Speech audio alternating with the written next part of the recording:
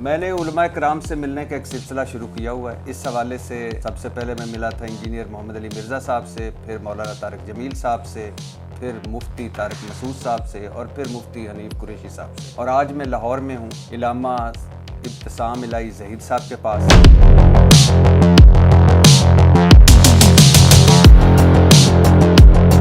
آپ کے نام کے ساتھ علامہ لگایا جاتا ہے. علامہ اس کو لگانا چاہیے یا شیخ الحدیث اس کو لگانا چاہیے یا پیر طریقت رہبر شریعت اس کو لگانا چاہیے جو ڈیزرو کر. آپ ڈیزرو کرتے ہیں علامہ. سر یہ اہل حدیث فرقہ کہاں سے آ گیا ہے, اس کا مقصد کیا ہے؟ صحابہ جو رسول اللہ صلی اللہ علیہ وسلم کے صحابی ہیں ان میں سے کون تھا بریلوی, کون تھا دیوبندی, کون تھا وہابی, کون تھا حنفی؟ تو آپ سمجھتے ہیں کہ یہ فرقے نہیں ہونے چاہیے؟ ظاہری بات جتنی فرقہ واریت کم سے کم اتنا ہی بہتر ہے.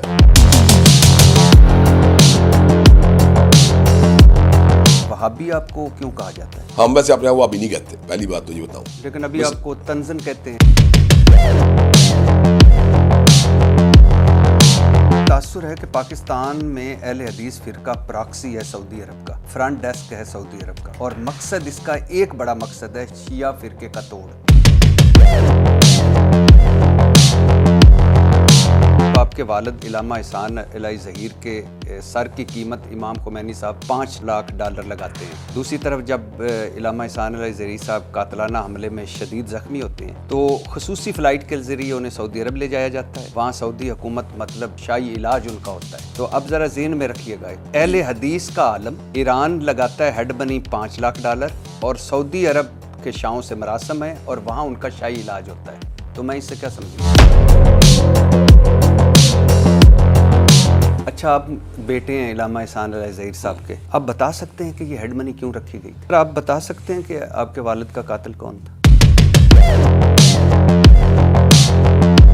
والد صاحب نے ایک کتاب لکھی بریلویت. احمد رضا بریلوی کا رنگ نہایت سیاہ تھا. ان کے مخالفین اکثر چہرے کی سیاہی کا تانا دیا کرتے تھے. ان کے خلاف ایک کتاب لکھی گئی ہے چپکی مٹی کالے چہرے والے کے منہ پر. احمد رضا بریلوی نحیف و نزار تھے, درد گردہ اور دوسری کمزور کر دینے والی بیماری میں مبتلا تھے, کمر کی درد کا شکار رہتے تھے. اس طرح سر درد اور بخار کی شکایت بھی عموماً رہتی تھی. ان کی دائیں آنکھ میں نقص تھا. کتاب بریلویت پہ ہے, انہوں نے پورے جہان کی تحقیق کی احمد رضا بریلوی پہ, اور وہ ساری باتیں لکھ دیں جو ان کی شخصیت کو ڈاؤن کرتی ہیں.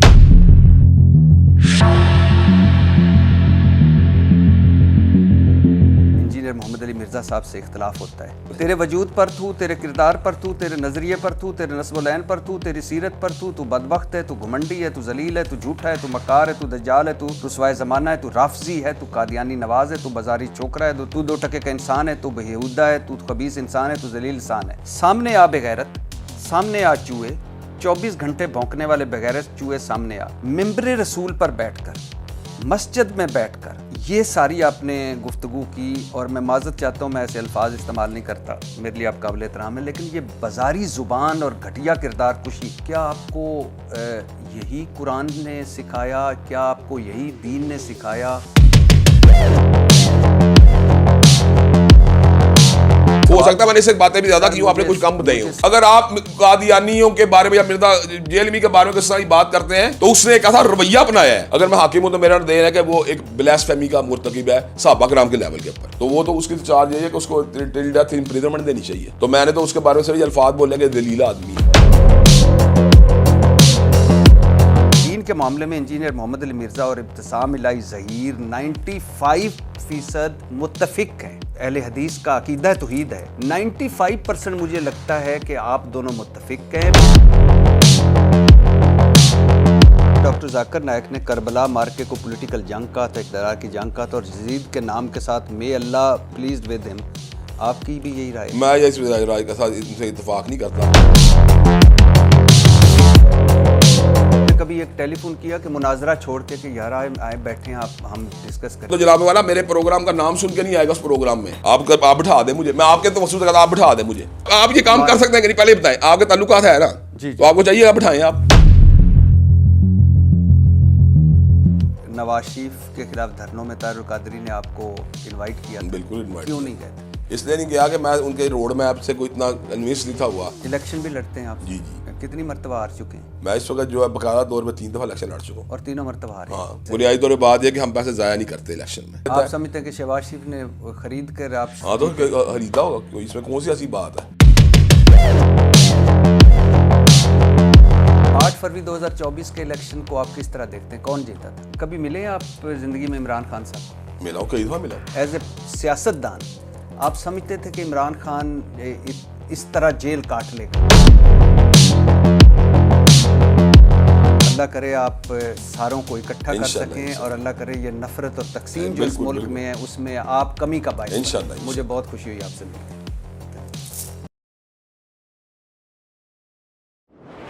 جی السلام علیکم ورحمۃ اللہ وبرکاتہ. میں نے علماء کرام سے ملنے کا ایک سلسلہ شروع کیا ہوا ہے.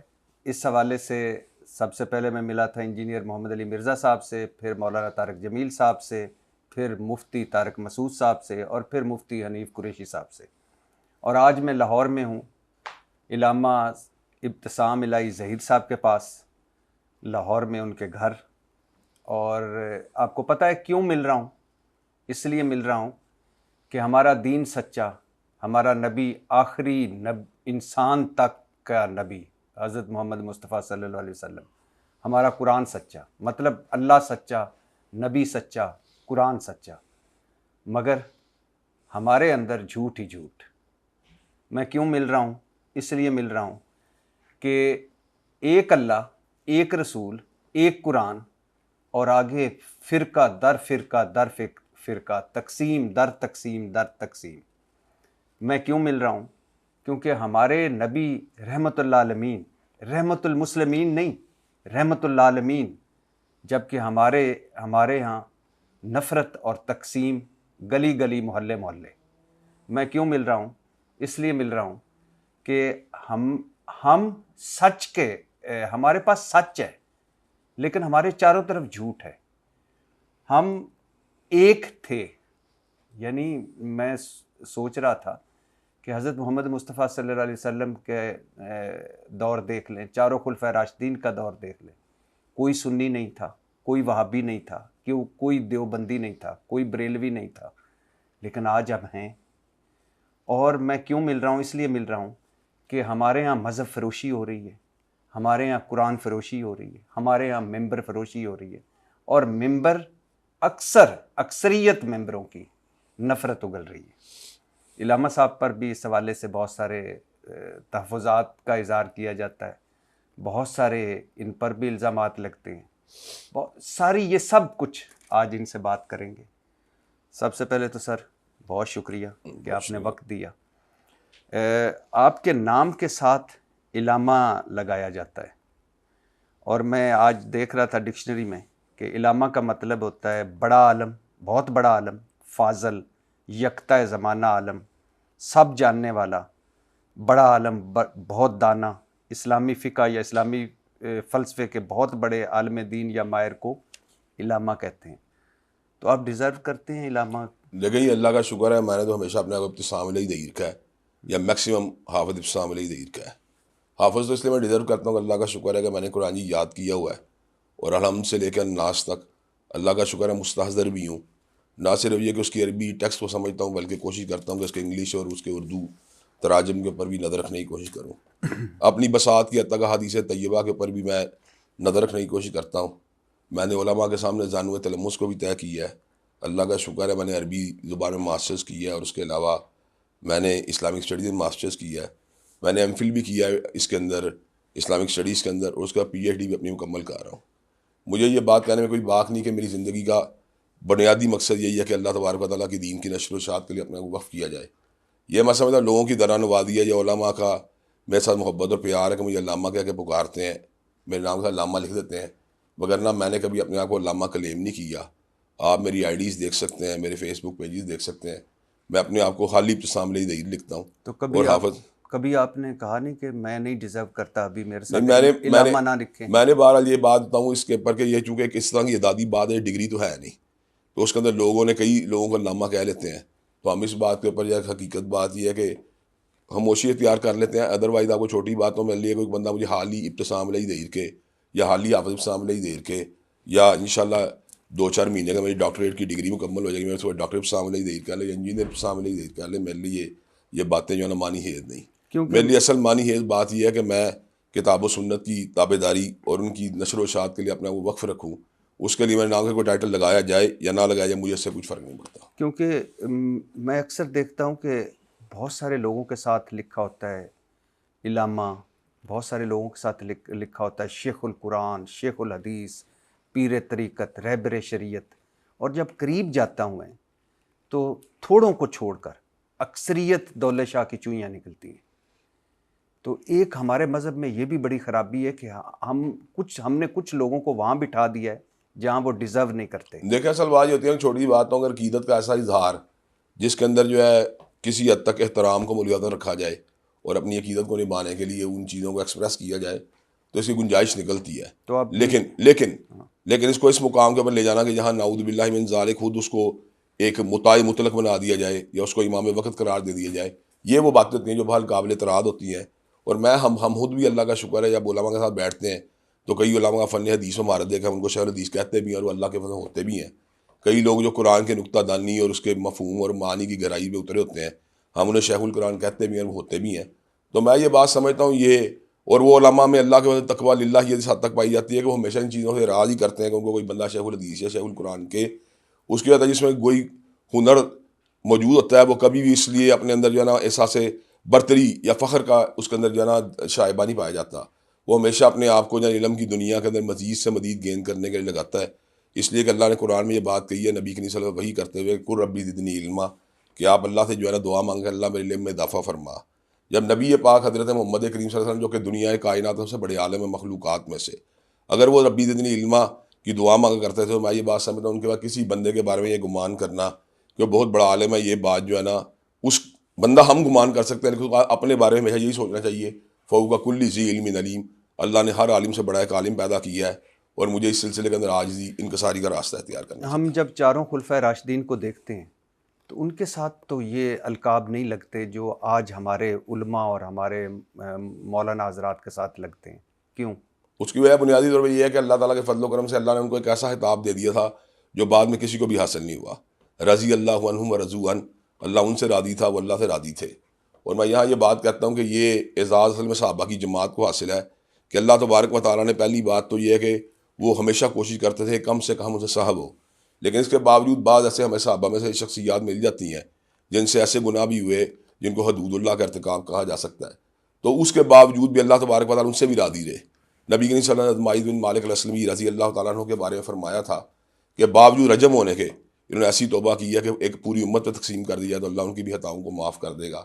اور سیدہ شبیبہ غامدیہ رضی اللہ تعالیٰ عنہ کے بارے میں ارشاد فرمایا تھا اگر 70 گناہ گاروں پہ اس کی توبہ تقسیم کر دیا اللہ سب کی خطاؤں کو معاف کر دے. تو میں یہ بات سمجھتا ہوں جن کو اللہ نے رضی اللہ عنہ ورضوا عنہ بنا دیا ہو انہیں مزید کسی ٹائٹل کی کیا ضرورت ہو سکتی ہے؟ اس کا مطلب ہے کہ ان کو ضرورت ہے نہیں. اب آپ کو بتاؤں ان کا تو مقابلہ ہی کوئی نا. اگر آپ صحابہ کرام رضوان اللہ علیہ مجمعین کا کمپیریزن نہیں کرتا، میں کچھ اور بات کہہ رہا ہوں. ایک ڈگری ہے علیہ السلام کی یا صلی اللہ علیہ وسلم کی جو انبیاء میں سے صرف رسول اللہ کو حاصل ہے صلی اللہ علیہ وسلم. ایک ڈگری علیہ السلام کی جو انبیاء علیہ السلام کا مقام اور منصب ہے. ایک ڈگری ہے یا ایک خطاب ہے یا ایک دعا ہے رضی اللہ عنہ ورضوا عنہ کا اعزاز ہے وہ صحابہ کرام کو حاصل ہے. تو باقی علماء جو ہیں چلیں ہم جیسے لوگ جو ہیں ان کو تعارف کروانے کے لیے کہہ دیں ہیں شیخ الحدیث صاحب بیٹھے ہوئے ہیں، بلکہ باقی آپ کو بتاؤں بات ان کے اندر ہی کئیوں کے اندر بڑی عاجزی انکساری پائی جاتی ہے. میں چند عرصہ پہلے بنگلہ دیش گیا تھا تو وہاں ایک بہت بڑے شیخ الحدیث سے میری ملاقات ہوئی. تو میں کہا جی آپ کی ساری جو میں نے بایو ڈاٹا دیکھا اس سے آپ شیخ الحدیث محسوس ہوتے ہیں. کہتے ہیں نہیں آپ مجھے استاد الحدیث کہیں، آپ مجھے شیخ الحدیث نہ کہیں، میں حدیث پڑھاتا ہوں. تو میں نے یہ بات دیکھی ہے جو بندہ سچی معنوں میں عالم دین ہوتا ہے لوگ اسے جو بھی کہتے رہتے ہیں وہ اپنی ذات میں ہمیشہ جو انکساری کا شکار ہے. سر آپ نے ڈاکٹری نہیں کی، MBBS نہیں کیا ہوا، جی جی، تو آپ کسی ہاسپٹل میں جا کے کہہ سکتے ہیں کہ ذرا مجھے دو میں آپریشن کروں اور میرے سے نام میں تو اللہ کا شکر ہے علوم اسلامیہ کے اندر ماسٹر سے اوپر کی ڈگری حاصل کی. میں ویسے کروں MBBS MBBS کے ساتھ نہیں، ظاہری بات نہیں کہہ آپ سکتا. جا کے کہہ سکتے ہیں کہ ذرا میرے نام کے ساتھ ڈاکٹر لگاؤ. نہیں بالکل نہیں کہنا چاہیے، تو یہاں لیکن علامہ ڈگری نہیں ہے. نہیں میں کہہ رہا ہوں یہاں بھی علامہ اس کو لگانا چاہیے یا شیخ الحدیث اس کو لگانا چاہیے یا پیر طریقت رہبر شریعت اس کو لگانا چاہیے جو ڈیزرو کرتا ہے. ظاہری بات ہے، یہ تو انڈرسٹوڈ بات ہے. ایک ایسی بات ہے یہ بندہ مثال دے رہا اپنے کو شیخ الحدیث نہیں کہتا، 50 سال سے بخاری شریف پڑھا رہا ہے تو ہم اسے کیا کہیں گے؟ ہم تو بعد شیخ الحدیث ہی کہیں گے چاہے جو ہر گلی محلے میں کہلوا رہے ہیں. نہیں یہ تو آپ کو پتا ہے وہ جس حوالے سے ہماری گفتگو ہے ہر گلی محلے میں تو وہ مرزا جیلمی صاحب کے بقول اتنے پاگل کتے نہیں ہیں جتنے پاکستان میں شیخ الحدیث ہیں. تو یہ تو جملہ یعنی کہ اس میں پھر دوسرا اینگل بھی آ جاتا ہے. لیکن باہر حقیقت حال یہی ہے کہ شیخ الحدیث ہوتے ہیں معاشرے میں, بلکہ ان سے بھی اوپر درجے کے لوگ ہوتے ہیں. ویسے تو اب میں حیران بھی ہوا کہ آپ نے 11 ایم اے کیے ہوئے ہیں, میڈیا میں ایم فل ہے, اسلامک اسٹڈیز میں پی ایچ ڈی کر رہے ہیں, لیکن باقاعدہ مذہبی تعلیم حاصل نہیں کی آپ کی ہے. میں نے باقاعدہ مذہبی تعلیم حاصل, میں نے پہلی بات ہے حفظ کیا رسول المسجد سے, اور اس کے بعد جتنے علوم اسلامیہ سے متعلق علوم سے متعلق استادوں سے ہمارے پڑھے ہیں. جو جیسے آپ علامہ احسان علی ظہیر صاحب نے منشی فاضل اور پھر وہ سارا جو وہ آپ نے طے کیے ہیں. میں نے مختلف علوم و فنون کے اندر باقاعدہ تعلیم حاصل کی ہے اور اس کے بعد ڈگریز بھی حاصل کی ہیں. اچھا, آپ نہیں سمجھتے کہ اتنے ایم اے کرنے کی بجائے, ویسے اتنے ایم اے کرنے کی خیال کیسے آیا؟ کہ خیال اس لیے آیا کہ میں جب ایف ایس سی کر رہا تھا تو اس وقت میرا ایم تو جو تھا انجینئرنگ یونیورسٹی میں جانے کا تھا, لیکن میں دیال سنگھ کالج کی لائبریری میں یا پنجاب پبلک لائبریری میں جب جاتا تھا تو مجھے کچھ دیگر مضامین کی بھی کتابیں اٹریکٹ کیا کرتی تھیں. تو جب ان مضامین کتابیں میں پڑھتا تھا تو میرے میں مزید ایک جو تھا وہ تجسس پیدا ہوتا تھا. اس تجسس سے مجھے اسٹیج کے اوپر پہنچایا کہ میں نے یہ فیصلہ کیا کہ صرف ایک عمومی ٹچ کر کے چیزوں کو جو ہے نا جذب کرنے کی ضرورت نہیں, بلکہ گہرائی میں جا کے ان چیزوں کو جو ہے سمجھنا چاہیے. تو اس کے لیے کم از کم ماسٹرز لیول کا سلیبس جو ہے نا اسے مجھے کور کرنے کی کوشش کرنی چاہیے. تو جن سبجیکٹ سے مجھے دلچسپی تھی میں نے ان کے بارے میں کام کیا. لیکن آپ نہیں سمجھتے کہ اتنے ایم اے کرنے کی بجائے اگر صرف فوکس مذہب پر ہوتا, مذہبی تعلیم پر ہوتا, تو آج آپ کے لیے زیادہ بہتر؟ میں آپ کو چھوٹی بات بتاتا ہوں, میں نے اللہ کا شکر ہے کہ اپنا فوکس گزشتہ تقریباً یوں سمجھے 20 سالوں سے مذہبی تعلیم کے اوپر رکھا ہوا ہے. اور آپ کو یہ بھی عرض کرنا چاہتا ہوں کہ اسلام جو ہے نا اس کا ریلیشن ہے پولیٹکس کے ساتھ, اسلام کا ریلیشن ہے ہسٹری کے ساتھ, اسلام کا ریلیشن ہے سائیکالوجی کے ساتھ, اسلام کا ریلیشن ہے آپ کے علاج معالجے کے ساتھ. تو وہ سبجیکٹس اکنامکس کے ساتھ اسلام کا تعلق ہے, بزنس ایڈمنسٹریشن کے ساتھ اسلام کا تعلق ہے, وہ جملہ علوم جن کے اندر آپ کا اسلامی سے جو سائنسز ہیں وہ اپلائی ہوتی ہیں, اگر آپ ان کا بھی علم حاصل کرتے ہیں تو آپ کے انٹیگریشن میں آسانی پیدا ہوتی ہے. اچھا سر, یہ اہل حدیث فرقہ کہاں سے آ گیا ہے, کیوں, اور اس کا مقصد کیا ہے؟ بنیادی طور کے اوپر اہل حدیث جو فرقہ ہے یا مکتب فکر کہہ لیں, اس کی بنیاد یہ ہے کہ ہم یہ بات سمجھتے ہیں کہ قرآن مجید اور صحیح احادیث جو ہے نا وہ دو سرچشمے ہدایت کے ہمارے لیے, اور انہی سے ہمیں جو ہے نا ہدایت مکمل طور پہ حاصل کرنی چاہیے. یہ اہل حدیث کا لفظ امتیازی حیثیت اس وقت اختیار کر گیا جب ائمہ دین کی تقلید کے اسکول آف تھاٹس نے جو ہے نا قوت پکڑی. تو ان کے خلاف یوں سمجھے ایک ریزسٹنس تھی اہل حدیث اسکول آف تھاٹ کی کہ ہمیں تقلید کی بجائے جو ہے نا کتاب و سنت کے ساتھ تمسک کا راستہ جو ہے نا اختیار کرنا چاہیے. تو یہ دوسرے فرقے نہیں کر رہے تھے؟ وہ دوسرے فرقوں کے اندر کنڈیشنز ہیں. مثال دے رہا ہوں, علماء حنابلہ یا علماء حناف یا علماء شوافع یا علماء مالکیہ جو ہیں, ان کے نزدیک جو ان کے اپنے سیٹ پیٹرنز ہوتے ہیں یا اصول و ضوابط ہوتے ہیں, ان کی روشنی کے ان چیزوں کو دیکھتے ہیں. جبکہ اہل حدیثوں کے یہاں پر انکنڈیشنل جو ہے نا ان چیزوں کو فالو کرنا اور انہی سے مسائل کا حل کرنے کا اصول موجود. میں سمجھ نہیں پایا, ہمارا سیٹ پیٹرن ہے اللہ, رسول, قرآن. یہ بالکل. تو یہ پھر باقی سیٹ پیٹرن کہاں سے؟ میں آپ کو بتاتا ہوں. بنیادی طور کے اوپر مثال دے رہا ہوں, ایک حنفی مکتب فکر ہے, مثال دے رہا ہوں. اس کے جورسٹ ہیں, اس کے علماء ہیں, اس کے فقہا ہیں. انہیں کچھ چیزیں جب پسند کی ہیں تو لیٹر آن جو ہے وہ ان کو پھر فالو بھی کرتے ہیں. کئی لوگ جو ہوتے ہیں ان کے اندر جو زیادہ پڑھ لکھ جاتے ہیں وہ ان کے اندر سے ان سے کئی جو ہے اختلاف بھی کرتے ہیں. لیکن کئی لوگ کہتے ہیں یار ہمارے لیے بات ضروری ہے کہ ہمارے علماء نے جو اجتہادات کی ہیں یا ہمارے علماء نے چیزوں کو کنکلوڈ کیا ہے وہی ہمارے لیے حرف آہر ہے. جبکہ اہل حدیثوں کو یہاں پر اس میں کوئی کنڈیشن نہیں.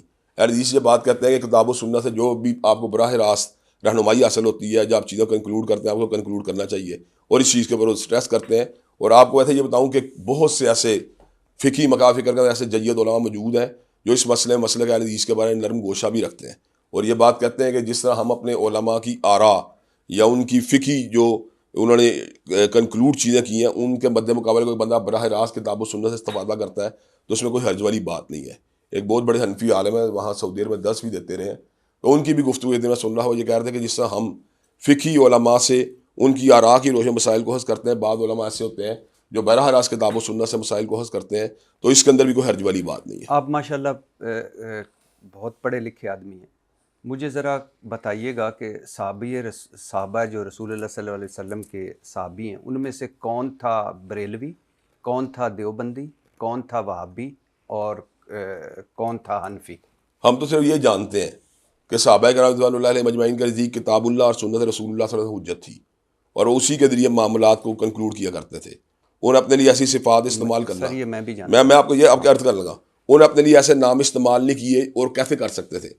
یہ تو وہی بات ہے کہ بندہ اپنے پیچھے آنے والی چیزوں کا پیروکار تو نہیں ہو سکتا. یہ تو آج تک کبھی حنفیوں نے بھی کلیم نہیں کیا کہ صحابہ کرام حنفی تھے، یہ تو آج تک کبھی شافیوں نے بھی کلیم نہیں کیا کہ وہ صحابہ کرام شافی تھے. یہ کسی نے آج تک کلیم ہی نہیں کیا. صحابہ کرام یہ نہیں تھے تو ہم یہ کیوں ہیں؟ ہم یہ میں آپ کو میں نے پہلے عرض آپ کے سامنے رکھی ہے بات کی کہ صحابہ کرام کا جو دین سمجھنے کا طریقہ تھا وہی طریقہ ہمارا ہونا چاہیے. تو ہاں وہی ہونا چاہیے ہمارا. تو آپ سمجھتے ہیں کہ یہ فرقے نہیں ہونے چاہیے؟ ظاہری بات جتنی فرقہ واریت کم سے کم اتنا ہی بہتر ہے. یہ تو انڈرسٹوڈ بات ہے. اچھا سر، ایک تاثر ہے کہ جو ویسے آپ کو میں اس سے پہلے کہ وہابی آپ کو کیوں کہا جاتا ہے؟ ہاں ہمیں وہابیوں کہا جاتا ہے.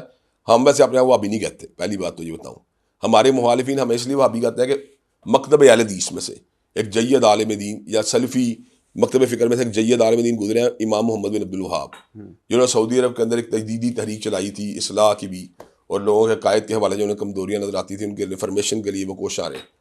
لیکن بنیادی طور کے اوپر کیا ان کی تعلیمات ہیں جن کو لے کے ہم چلتے ہیں تو یہ بات درست نہیں ہے. لیکن یہ ان کی تعلیمات لے کے چلتے ہیں یہ بات درست نہیں ہے. وہ اسی طرح کے ہمارے وقت میں کہ علماء شامل ہیں جس طرح ہمارے وقت میں دیگر کئی بڑے امام پیدا ہوئے ہیں. لیکن ابھی آپ کو تنزن کہتے ہیں. ہاں میں سمجھتا ہے کہ یہ ان کے اوپر ہم ایک ٹیگ کر دیا جائے، ان کو بھی ایک امام کا فالوور قرار دے دیا جائے، جبکہ ہمارے یہاں پہ ہم کسی پرٹیکولر امام کے فالوور ہے ہی نہیں. اچھا سر، ایک تاثر ہے کہ پاکستان میں اہل حدیث فرقہ پراکسی ہے سعودی عرب کا، فرنٹ ڈیسک ہے سعودی عرب کا، اور مقصد اس کا ایک بڑا مقصد ہے شیعہ فرقے کا توڑ. دیکھیں میں یہ بات سمجھتا ہوں کہ یہ کئی لوگوں کا ایک تاثر ہو سکتا ہے، لیکن آپ کو سچی بات بتاؤں کہ میں اپنی پوری زندگی کے اندر مجھے کم از کم ذاتی 15 سال کی عمر سے میدان خطابت کے اندر خود موجود ہوں. 35 سال کے اندر میں نے نہیں کوئی ایک ایسی تقریر کی جس میں کوئی سعودی عرب کی تائید موجود ہو، یا میں نے کہا کہ سعودی عرب سے کوئی ہمیں وہ کرنا چاہیے، وہاں سے کوئی تعلیمات جو آ رہی ہیں. سعودی عرب پر تنقید بھی کی ہے کبھی؟ سعودی عرب کا تنقید کی ہے، بالکل کی ہے. کس معاملے؟ میں یہ بات سمجھتا ہوں کہ جب ماضی کے اندر کبھی ایسے معاملات آئے ہیں جب ہم نے دیکھا کہ انہیں بین الاقوامی ایشوز کے اوپر مسلمانوں کی جگہ حمایت کرنی چاہیے، اگر پرٹیکولر نہیں کی ہم نے کہا کرنی چاہیے انہیں ہر صورت. آپ یہاں تو کہتے ہیں کہ عورت جو ہے وہ مختصر کپڑے پہنے یا حجاب نہ کرے تو فحاشی پھیلتی ہے. یہاں آپ سینما کے، یہاں آپ انٹرٹینمنٹ کے بہت زیادہ حامی نہیں ہیں. انٹرٹینمنٹ کی حامی تو ہم پہلے کہتے ہیں ہم تو کسی بھی ایسی انٹرٹینمنٹ حامی نہیں جو پبلکلی ہو رہی ہو. تو پبلکلی جو ہو رہی ہو تو اب سعودی عرب میں ہو رہی ہے تو غلط ہو رہا ہے سعودی عرب میں یہ کام. اچھا، یعنی آپ نہیں سمجھتے کہ آپ فرنٹ ڈیسک ہیں ہی نہیں.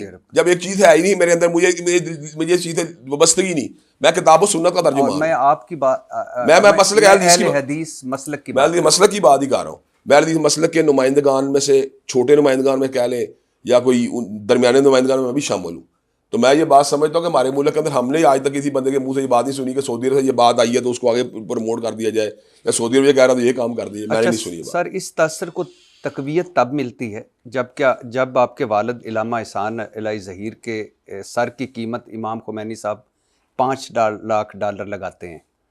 دوسری طرف جب علامہ احسان الہی ظہیر صاحب قاتلانہ حملے میں شدید زخمی ہوتے ہیں تو خصوصی فلائٹ کے ذریعے انہیں سعودی عرب لے جایا جاتا ہے. وہاں سعودی حکومت مطلب بادشاہ صاحب شاہی علاج ان کا ہوتا ہے. تو اب ذرا ذہن میں رکھیے گا اس کو ذرا ذہن میں رکھیں. مطلب اہل حدیث کا عالم ایران لگاتا ہے ہیڈ منی $5 لاکھ، اور سعودی عرب کے شاہوں سے مراسم ہے اور وہاں ان کا شاہی علاج ہوتا ہے. تو میں اس سے کیا سمجھوں؟ اب میں بتاتا ہوں آپ کو اس بات. علامہ شہید کو صرف سعودی عرب سے علاج کی آفر نہیں تھی. صدام حسین صاحب نے بھی یہ بات کہی تھی کہ آپ ہمارے ملک میں آ کے علاج کروا لیں. اس طرح دنیا کے اور دیگر ممالک سے بھی ان کو یہ بات کہی تھی آپ ہمارے یہاں پہ آ کے علاج کروا لیں. کیوں؟ اس لیے کہ بطور عالم دین جب انسان ایکسل کرتا ہے اپنی تحریروں کی تقریروں کی وجہ سے تو اس کے محبین کے اندر بہت سے ایسے لوگ شامل ہوتے ہیں سیاسی طور پہ مختلف مقامات پر سلوک رسوخ رکھتے ہیں. میں اس کی آپ کو حالیہ دور میں ایک مثال دیتا ہوں. ڈاکٹر ذاکر نائک صاحب میں گو کے ہمارے مکتب اہل حدیث کے وہ کافی قریب ہیں، لیکن انہوں نے کبھی اپنے آپ کو اہل حدیث کلیم نہیں کیا. وہ اپنے آپ کو بس وہی کہتے ہیں کہ یار میں ٹھیک ہے بس کتاب و سنت کی بات کرتا ہوں اور میں کسی مکتب فکر کا بندہ بھی نہیں ہوں. ان کے معتقدین بھی سعودی عرب کے رائل فیملی میں موجود ہیں. ان کے معتقدین مختلف عرب امارات کے اندر موجود ہیں. ان کی ہیڈ منی ایران نے نہیں. آپ کو چھوٹی بات ہوں ان کے بارے میں بھی اس طرح کی. اچھا آپ ذرا بات سن لیں. انہوں نے جب انگلینڈ جانا تھا ڈاکٹر ذاکر نائک صاحب نے تو سب سے زیادہ پروٹیسٹ وہاں کے اوپر جو ان لوگوں نے کیا ان میں کچھ مکتب فکر کے لوگ شامل تھے. کیونکہ میرا مزاج عام طور پہ اس طرح کی ان باتوں اتنی گہرائی میں جا کے دلچسپی نہیں لیتا، لیکن وہاں پہ مخصوص مکتب فکر نے باقاعدہ طور پر ان کے آنے میں رجسٹ کیا اور باقاعدہ طور کے اوپر ان کے آنے کے اوپر یعنی جیسے کہتے ہیں سائن کیے، سگنیچرس کیے اور باقاعدہ طور پہ وہاں پہ اپلیکیشن جمع کرائی کو یہاں آنے سے روکا جائے. تو ہم یہ بات سمجھتے ہیں کہ بندے کے نظریات کی وجہ سے یا بندے کے افکار کی وجہ سے معتقدات کی وجہ سے مخالفتیں کئی مرتبہ ہوتی ہیں، پیدا ہوتی ہیں. مثال دے رہا ہوں ان سے جو چونکہ مسیحیت کے بارے میں گفتگو کرتے ہیں تو ان سے مسیحی لوگ جو ہیں وہ زیادہ وہ رکھتے ہیں ریزنٹمنٹ. میں پھر کہہ رہا ہوں ڈاکٹر ذاکر نائک صاحب کے سر پر کسی ملک نے بھی ابھی تک $5 لاکھ ہیڈ منی نہیں رکھی. تو اس سے کیا فرق پڑتا ہے؟ کوئی ان فرق کو نہیں. مطلب سنیں، ان کو انہوں نے ٹیررسٹ قرار دے دیا، ٹیررزم کا حامی قرار دیا. یہ مختلف صورتیں ہوتی ہیں نا، یہ کوئی ایک صورت تو نہیں ہوتی کہ جس کی ہیڈ منی لگے گی صرف وہی ان کو چبھ رہا ہوگا. کئیوں کہیں گے کہ ہم نے اپنے ملک میں اس کو دخل نہیں ہونے دینا، یہ بندہ ایکسٹریمسٹ ہے، یہ ٹیررسٹ ہے. مختلف طرح کے ایلیگیشن ہوتے ہیں، مختلف طرح کے اسٹریٹجیز ہوتی ہیں. کئیوں کو لوگ جیلوں میں پھینک دیتے ہیں. ہماری پوری تاریخ ہے ائمہ دین کی جنہیں جیلوں سے گزرنا پڑا ہے. اس کا مطلب یہ دیکھیں ایک نہیں طریقہ ہوتا کسی کو ٹارگٹ کرنے کا. اس کے اندر کئی مرتبہ آپ کسی کو قتل کا فتویٰ دیتے ہیں، مثال دے رہا ہوں، کسی کو آپ یہ ملک بدر کر دیتے ہیں، کسی کو جلا وطن کر دیتے ہیں، کسی کو ٹیررسٹ کہتے ہیں. میں آپ کو سمجھا نہیں پایا. پاکستان کا کوئی دوسرا عالم مجھے بتا دیں جس کے سر پر ایران نے $5 لاکھ رکھا ہو اور جس کا خصوصی طیارے سے بلوا کر شاہی علاج کروایا گیا ہو. سعودی عرب علاج کروا رہا ہو اور ایران ہیڈ منی رکھ رہا ہو. آپ کا کیا خیال ہے؟ مولانا فضل الرحمان کو شاہی پروٹوکول نہیں ملتا سعودی عرب میں؟ مولانا صاحب کئی مرتبہ بیمار ہوئے ہیں، کبھی نہیں مولانا نے جانا نہیں گئے، اگر کہیں گے چلے جائیں گے وہ بھی. ان کو مولانا کو شاہی پروٹوکول اس سے زیادہ ملتا ہے جس طرح کا علماء حدیث کو ملتا ہے اس وقت. مولانا کو وہاں سے زیادہ انٹرٹین. مولانا صاحب کے سر پر ایران نے ہیڈ منی رکھی. مولانا نے کوئی ایسی بات نہیں لکھی جس کی بنیاد ان کو یہ بات کہی جائے. میں نے تو مولانا کے پروٹوکول کی بات کی ہے. طاہر اشرفی صاحب کو پروٹوکول ملتا ہے سعودی عرب کے اندر، کئی لوگوں کو ملتا ہے سعودی عرب. مفتی تقی عثمانی صاحب کو ملتا ہے پروٹوکول سعودی عرب میں. تو جو پروٹوکول سعودی عرب میں ملتا تھا آپ کے والد صاحب کو، اللہ ان کو جنت نصیب کرے، وہ ایران میں کیوں نہیں ملتا تھا؟ میں نے پہلے آپ کو بتائی، مولانا کو ایران میں ملتا ہے، چلے یوں ہی بات کر لیتے ہیں. مولانا کو ملتا ہے ایران میں. مولانا صاحب کے سر پر اب اگلی طرف سن لیں بات. اب آپ کو چونکہ آپ نے بات کی تو آپ کو تھوڑی بات بتا دوں. مجھے تو خود دورہ ایران کی دعوت آ چکی ہے آفیشیل لیول کے اوپر. آ چکی ہے؟ بالکل آ چکی ہے. میں کیوں یہ بات آپ کے ساتھ، یعنی میں آپ نے میرا کام آسان کر دیا. آپ کو دورہ ایران کی دعوت آ چکی ہے. آپ علامہ احسان علی ظہیر صاحب کے بیٹے. ہاں جی. لیکن آپ کے والد کے سر پر انہوں نے $5 لاکھ. میں نے آپ کو بتا دیا، اس کا مطلب کوئی ایسی بڑی بات نہیں ہے. میں نے پروٹوکول کا جواب دیا آپ کو. پروٹوکول کسی کو کہیں بھی مل سکتا ہے. آپ سمجھتے ہیں یہ بڑی بات ہے ہی نہیں؟ ظاہری بات، اگر میری کوئی علمی صلاحیتیں ہوں گی، میرے میں کوئی گہرائی بات کرنے کی گہرائی ہوگی تو مجھے دنیا کہیں پروٹوکول مل جائے. کون سی اس میں چمبے کی بات ہے؟ مجھے اپنے ملک میں پروٹوکول ملتا ہے کئی مقامات کے اوپر. میں آپ ذرا سنے بات، میں بنگلہ دیش گیا ہوں، مجھے وہاں VIP کئی جگہ پروٹوکول ملا ہے. مجھے جہاز کے اوپر سے بغیر تو گاڑیاں ریسیو کرنے کے لیے وہاں آتی رہی ہیں. یہی انہوں نے، آپ کا کیا خیال ہے کہ مجھے کوئی بنگلہ دیش کا میرا کیا تھا؟ چلو میں مزید آسان کرتا ہوں. کوئی ایسا ملک بتا دیں جس نے آپ کے سر پر $5 لاکھ رکھا؟ نہیں، یہ تو ایک الگ بحث ہے. یہ تو ایک الگ بات ہے جو آپ بات کر رہے ہیں، تو الگ بات ہوتی ہے. تو ایک وقت کی بات ہوتی ہے، کسی وقت کے اوپر کوئی بندہ کسی کو کہہ دے. لیکن آپ نے جس پروٹوکول کی بات کی، علماء کو کئی مقامات میں ملتا ہے. اچھا، آپ جس لیے بتائیں ذاکر نائک کو دنیا کتنے مقام پروٹوکول ملتا ہے؟ جی میں نے آپ سے وہ سوال کیا تھا کہ ذاکر نائک کتنے ملک ہیں جنہوں نے ان کے سر پر ہیڈ منی رکھی ہوئی ہے؟ میرا کئی ملکوں کا داخلہ منع ہے. نہیں، داخلہ منع ہے. اس کا مطلب یہ دیکھو فرق ہے نا کفیت. آپ کا مطلب صرف ہیڈ منی کافی ہوتی ہے، مقدمات ہوتے ہیں، جیلیں ہوتی ہیں، ہیڈ منی ہوتی ہے، اس کے بعد ایکسپیل کرنے کا طریقہ کار ہوتا ہے. کسی کو ٹارگٹ کرنے کا کوئی ایک طریقہ نہیں، دنیا میں متعدد طریقے ہوتے ہیں. اچھا، آپ بیٹے ہیں علامہ احسان علی ظہیر صاحب کے، آپ بتا سکتے ہیں کہ یہ ہیڈ منی کیوں رکھی گئی تھی؟ میں نے تو پہلے آپ کو بتایا بات ہے، تو وہ جانتے ہیں اس بات میں کہ وہ انہوں نے کیوں رکھی. مجھے اس بارے میں اس بات علم نہیں ہے. اور نہ آپ کو یہ بتاؤں، نہ ہی میں اس فیکٹ کو جو ہے اس لیول کے اوپر دیکھ رہا ہوں جس فیکٹ لیول کا اور آگے دیکھ رہے ہیں. یہ میری ایک بات سنائی ہے کہ ڈاکومنٹڈ بات نہیں ہے. ہم نے بھی سنی ہے یہ بات، لیکن ہمارے کوئی ڈاکومنٹری پروف نہیں اس بات کا کہ ان کی فلاں اتنی منی لگائی گئی تھی. مجھے لگتا ہے اچھا ایک نہیں، میں تو وہ بات کر جو سچائی ہے. شیعہ فرقے کے حوالے سے علامہ احسان علی ظہیر صاحب نے ایک کتاب لکھی ہے، شیعہ والقرآن.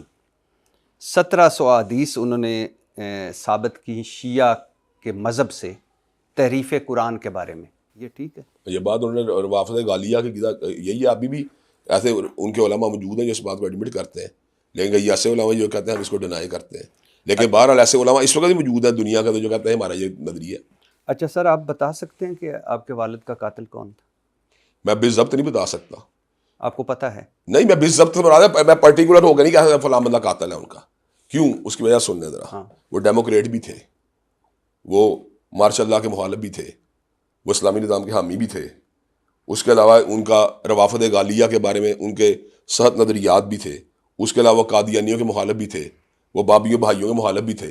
ان کے تو متعدد لائن آف ایکشن ساری زندگی اس کے اوپر انہوں نے اپنا کام کیا ہے. اس لیے بے ضبط کس طرح بتا سکتا ہوں کہ فلاں بندوں کا قاتل ہے. اس وقت تحقیقات ہوئی تھی؟ ہاں کئی تحقیقات کی گئی ہیں, لیکن سچی بات یہ کہ ہمیں اس مسئلے کا پوری طرح نہیں اویئرنیس حاصل کی ان کا کیا رزلٹ نکلا تھا. آپ بیٹے ہیں, وارث ہیں. کیوں؟ اب سنیں بات, میری عمر 15 سال اس وقت, میں سب سے بڑا بیٹا میں ہی تھا. اچھا. تو اس سلسلے کے اندر انہوں نے ہمیں کیا اطلاع دی, بس یہی اطلاع دی جاتی تھی کہ ہم اس کے اوپر ورک کر رہے ہیں, ہم اس کے ورک کر رہے ہیں. کیا انویسٹیگیشن فائنل سامنے آئی, ہمیں آج تک اس بات سے گاہ نہیں کیا گیا. تو مطلب آپ کو ابھی تک نہیں پتا کہ قاتل کون؟ ساری بات ہے, کس طرح کسی کو قاتل کہہ سکتا ہوں میں یعنی یہ تو میری بڑی بے وقوفی ہوگی کہ میں پرٹیکولرلی بندے کو متعین کر دوں. میں نے تو آپ کو بتا دیا کہ قادیانی بھی ان کے مخالف تھے, اور بابی بھائیوں کے خلاف بھی انہوں نے تحریریں لکھی ہیں, روافض غالیہ بھی ان کے مخالف تھے. تو اس طرح کئی ان کے اپنے وہ زندگی میں کہتے ہیں ماشاء اللہ کے مخالف تھے, فوجی اقتدار کے مخالف تھے, ڈیموکریٹ بھی تھے. اب میں کس طرح یہ بات کہتا ہوں فلاں ان کا قاتل ہے. اچھا, یہ جو اشیاء والقرآن, اس میں انہوں نے 1700 حدیث لکھی تھیں جو شیعہ سے لے کر کہ جس میں شیعہ مذہب کا, اگر میں غلط نہیں ہوں تو مجھے آپ کریکٹ کیجئے گا, شیعہ فرقے کا مسلک کا یہ کلیم ہے کہ قرآن شریف میں 1700 تحریف ہوئی ہیں. یہ انہوں نے اکٹھا کر کے لکھا تھا کہ شیعہ سمجھتے ہیں کہ قرآن مجید میں تحریف ہوئی ہے. یہی بات ہے؟ ہاں جی یہی. اچھا سر, آپ اہل حدیث مسلک سے ہیں.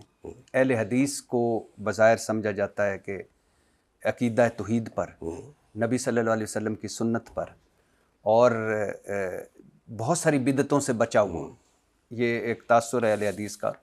اور آپ ماشاءاللہ 11 ایم اے بھی ہیں, ایم فل میڈیا میں بھی کیا ہوا ہے, P H D Islamic studies میں بھی کر رہے ہیں. اور آپ نے ابھی بتایا کہ آپ نے یہ ایم اے اس لیے کیے تاکہ آپ کو اسلام کے مختلف اسلام جو تعلقات ہیں, ہاں اسلام کے جو مختلف شعبوں سے جو تعلقات ہیں وہ بھی پتہ چلیں. اور آپ ماشاءاللہ حافظ قرآن بھی ہیں. آپ کا ایک عالم دین سے, یا آپ ان کو جو بھی آپ سمجھتے ہیں, میں عالم دین سمجھتا ہوں, انجینئر محمد علی مرزا صاحب سے اختلاف ہوتا ہے. اور جب اختلاف ہوتا ہے تو اب آپ کی زبان جو ہے وہ میں آپ کے سامنے رکھتا ہوں.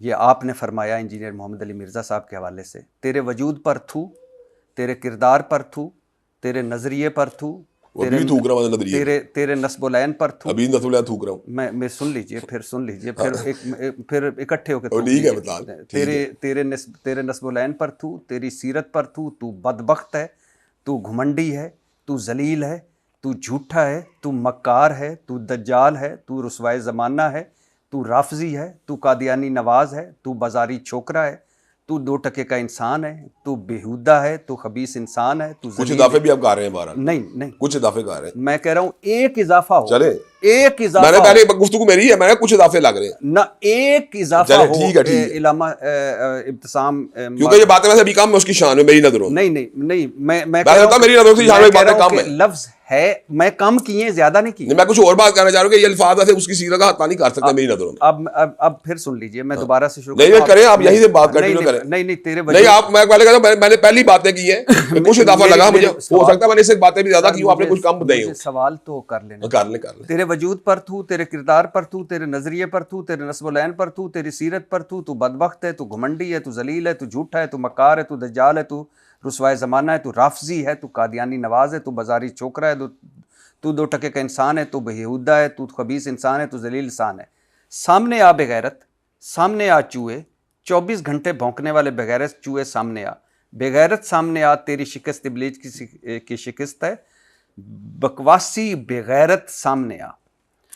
ممبر رسول پر بیٹھ کر, میں آپ کے 11 ایم اے کو جو ایم اے کیے ہیں ان کو ایک طرف رکھیں, ایم فل جو کیا ہے اس کو ایک طرف رکھیں, پی ایچ ڈی جو کر رہے ہیں اس کو ایک طرف رکھیں, حافظ قرآن جو ہیں اس کو ایک طرف رکھیں. ممبر رسول پر بیٹھ کر, مسجد میں بیٹھ کر یہ ساری آپ نے گفتگو کی, اور میں معذرت چاہتا ہوں, میں ایسے الفاظ استعمال نہیں کرتا, میرے لیے آپ قابل احترام ہے, لیکن یہ بازاری زبان اور گھٹیا کردار کشی, کیا آپ کو یہی قرآن نے سکھایا؟ کیا آپ کو یہی دین نے سکھایا؟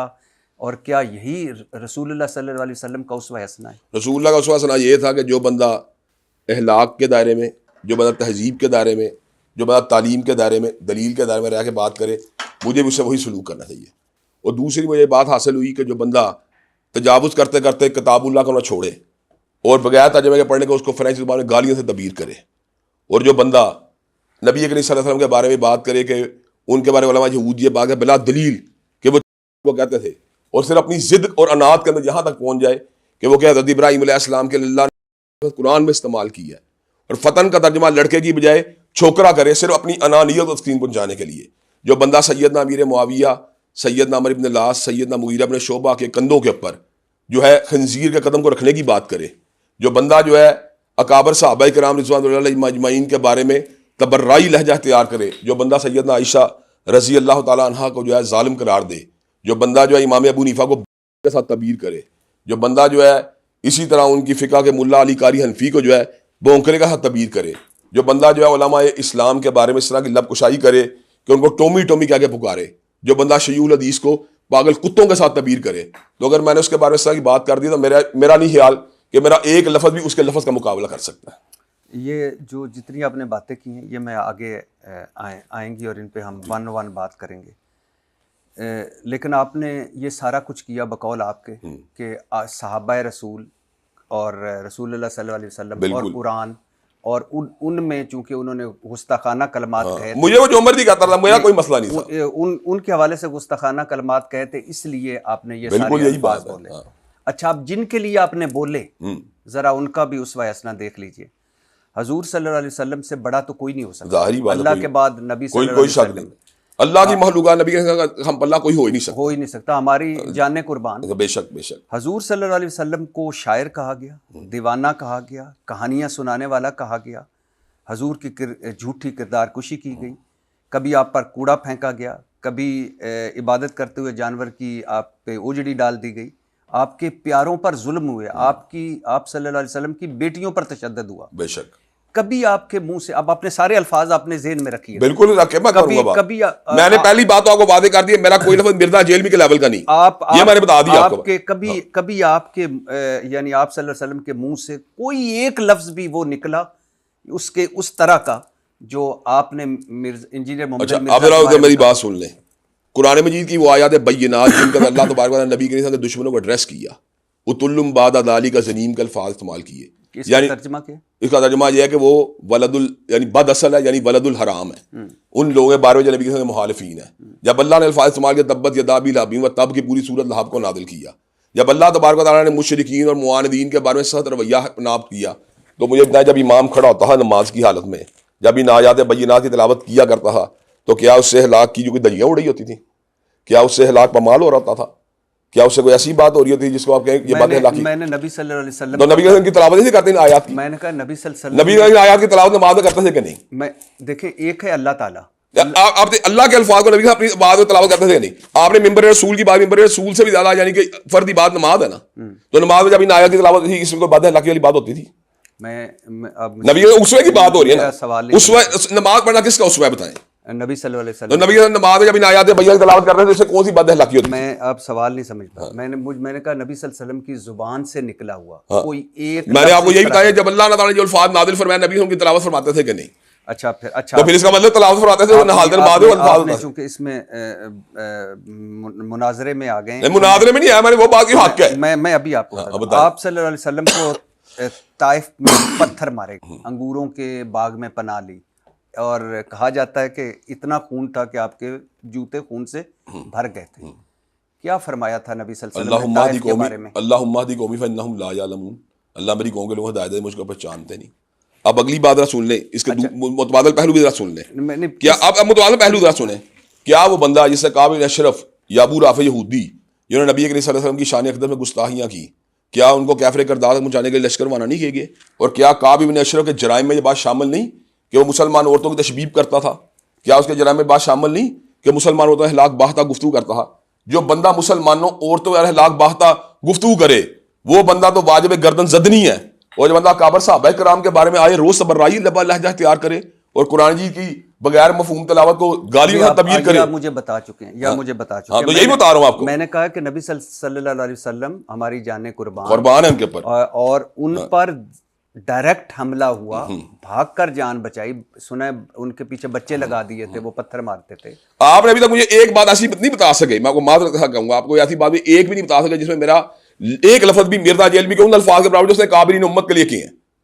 میرا کوئی لفظ اس کے لفظ کے برابر نہیں، میرا ایک لفظ اس کے برابر نہیں، یعنی کہ وہ بھونکنے کے الفاظ بھی استعمال کر رہے ہیں، خنزیر کے قدم کے الفاظ استعمال کر رہے ہیں. کہہ رہا ہوں کہ میں اس پہ آتا ہوں، اس پہ آتا ہوں، لیکن میں صرف آپ کو ابھی بتا رہا ہوں کہ ایک وہ ملک جو پہلے ہی فرقہ واریت میں پہلی بات تو یہ آپ ذرا سن لیں، پہلی بات ہم میری کوئی فرقہ نہیں ہے، ایک منٹ ٹھہرے، وہ ایک فتنہ ہے، میری یہ سن لیں. اگر تو ہم نے کوئی شیعہ سنی تکفیر کی بحث کی ہے، اگر ہم نے کسی بریلویوں کے اوپر کوئی فتویٰ بازی کی ہے، اگر کوئی ہم نے دیوبندیوں کو برا بلا کہا ہے، اگر ہم نے جماعت اسلامی کے بارے میں کوئی ایسی کریکٹر اسیسینیشن کی ہے یا ڈاکٹر سرار صاحب کے بارے میں بات کی ہے، تو پھر تو آپ مجھے بات کریں. ایون گامدی صاحب کے بارے میں بتائیں. اگر آپ قادیانیوں کے بارے میں یا مرزا جیلمی کے بارے میں کس طرح بات کرتے ہیں تو اس نے ایک ایسا رویہ اپنایا ہے، اس نے ایک ایسا یعنی کہ معاشرے کے اندر ایک ایسا ٹرینڈ سیٹ کیا ہے. اگر مجھے کوئی بندہ گالی دے گا نا تو میرے لیے واللہ اس کی کوئی اہمیت نہیں، لیکن کوئی بندہ کسی صحابی کو گالی دے گا نا، میں آپ کو ایک کر لوں چھوٹی درس، جو بندہ کہتا ہے نا امام ابو حنیفہ، میں ان کا مقلد نہیں ہوں، میں انڈیپینڈنٹ ہوں. آپ سنیں، مجھے تکلیف ہوتی ہے. آپ امام ابو حنیفہ رحمۃ اللہ علیہ کی ساری باتیں مانتے ہیں؟ نہیں، اور لیکن تکلیف ہے اس بات کی. اور کیوں بھلا اس پہ بات کر لیتے ہیں؟ کیوں مرزا انجینئر محمد علی مرزا نے تنقید کی امام ابو؟ جو مرضی وجہ تھی اس کی، جو مرضی وجہ تھی اس کی. وجہ بتا. نہیں، میں کیوں وجہ بتاؤں؟ ایک علمی پوائنٹ کے اوپر اسے اختلاف کرتے ہیں تو بھونکنے پہ اترا ہے، کیوں وجہ؟ نہیں، مجھے صرف ایک بتا. میں یہ بات اس لیے ضروری نہیں سمجھتا کہ یہ علمی بحث سے مجھے اس میں جانے کی ضرورت ہی نہیں. اچھا، مجھے ایک بتائیے گا کہ آپ طائف میں زخمی ہوتے ہیں نبی صلی اللہ علیہ وسلم اور وہ ہدایت کی بات کرتے ہیں، آگے آ جائیے. حضور صلی اللہ علیہ وسلم نے ابھی اللہ تعالیٰ نے تو فرمایا، اللہ تعالیٰ نے سورت اتری، لیکن نبی صلی اللہ علیہ وسلم نے کبھی ابو لہب، ابو جہل، ہندا، عبداللہ بن نبی یا حضرت حمزہ کو شہید کرنے والے وحشی کے بارے میں یہ زبان استعمال کی. اس طرح یار نبی کریم صلی اللہ علیہ وسلم کے بارے میں تو ہم یہ بات صبور ہی نہیں کر رہے، لیکن ہم یہ بات جانتے ہیں کہ انہوں نے ان اہلاک باہتا ناصر کے کچلنے کے لیے باقاعدہ طور پہ وفود روانہ کیے ہیں. اور اگلی بات سن لیں، میں نے جو بات کی میں ابھی اس کو دوبارہ تکرار سے دہراؤں گا کہ یہ نبی کریم صلی اللہ علیہ وسلم نے جو نماز کے اندر ان آیات بینات کی تلاوت کی ہے جن میں نبی کریم کے گستاخوں کو اللہ نے سخت الفاظ جو ہے کنڈیم کیا ہے، یہ ہم نے حالت نماز کے اندر اگر آپ کی زبان سے نکلے تو یہ الفاظ کسی بھی اعتبار سے اس بندے غلط نہیں ہوتے جس بندے نے ان ہستیوں کی کریکٹر اسیسینیشن کی ہو. اچھا ٹھہرے، پہلی بات سن، اگر میرے لیے اگر میں حاکم ہوں، مثال دے رہا ہوں، اگر میں حاکم ہوں تو میرا دین ہے کہ وہ ایک بلاسفیمی کا مرتکب ہے صحابہ کرام کے لیول کے اوپر، تو وہ تو اس کی چارج یہ ہے کہ اس کو ٹل ڈیتھ امپریزنمنٹ دینی چاہیے. تو میں نے تو اس کے بارے میں صرف یہ الفاظ بولیں کہ دلیل آدمی ہے. کون سی ایسی بات میں نے کر دی ہے؟ اس نے تو یہ الفاظ بول دیا کہ فلاں بندہ بھونکتا ہے یا فلاں بندہ جو ہے وہ کیا لیتے ہیں اس کے بارے میں تدبیر معاویہ کے بارے میں کہ اس کے ان کے قدموں خنزیر کا پاؤں. کیسی بات ہے؟ کیا مقابر صحابہ کرام ائمہ دین کے بارے اتنے بے حس ہو جائیں کیا ہم ان کے بارے میں بالکل خاموش ہو کے بیٹھ جائیں؟ یہ نہیں ہوتی بات. حضرت عائشہ رضی اللہ تعالیٰ عنہ پر جھوٹی تہمت لگی، جھوٹا الزام لگا، بے شک نبی پاک صلی اللہ علیہ وسلم غمزدہ رہے، کئی دن وحی نہ آئی. جب وحی آئی، سچ سامنے آیا، تو نبی صلی اللہ علیہ وسلم نے جھوٹا الزام لگانے والوں کے حوالے سے ایسی زبان استعمال کی؟ نہیں کی. اس میں سنت رسول میں نے پہلے آپ کو بات کی، جب ایک ایویڈنس جو ہوتا ہے میں نے آپ کو دے دی ہے کہ وہ صورتوں، چلے آپ نے کبھی سورۃ العلق کی تلاوت کی ہے نماز میں؟ جی. اچھا، آپ نے سورۃ قلم کی کبھی تلاوت سنی ہے نماز میں؟ جی. تو پھر یہ ان آیات کے اندر جن میں اللہ تعالیٰ نے شدید لب و لہجہ اختیار کیا ہے تو ان کو ہم حالت نماز میں نماز ڈسٹرب ہوتی ہے اس سے. آپ امتی ہیں رحمت اللہ عالمین کے، بے شک، جن کا اخلاق دنیا میں اسی کتاب و سنت کی بات کر رہا ہوں، اسی کتاب اللہ جو سخت آیات پڑھی جاتی ہیں ان معاندین کے لیے، کیا اس سے ہماری اخلاقی حالت بگڑ جاتی ہے؟ آپ یعنی حضور صلی اللہ علیہ وسلم نے کہا کہ 3 مرتبہ کہا، آپ کو حدیث آتی ہوگی کہ عائشہ رضی اللہ تعالیٰ عنہ، عائشہ آپ جب میں دیکھیں آپ دو چیزوں مکس کر رہے ہیں، آپ اخلاق کو تعدیرات سے مکس کر رہے ہیں. میری بات اخلاقی حالت اور ہوتی ہے، تعدیراتی حالت اور ہوتی ہے. میری بات سنیے کہ جنت لوٹ لی، جنت لوٹ لی، جنت لوٹ لی. حضرت عائشہ رضی اللہ تعالیٰ نے فرمایا یا رسول اللہ کن لوگوں نے؟ انہوں نے فرمایا جن کے اخلاق اچھے ہیں.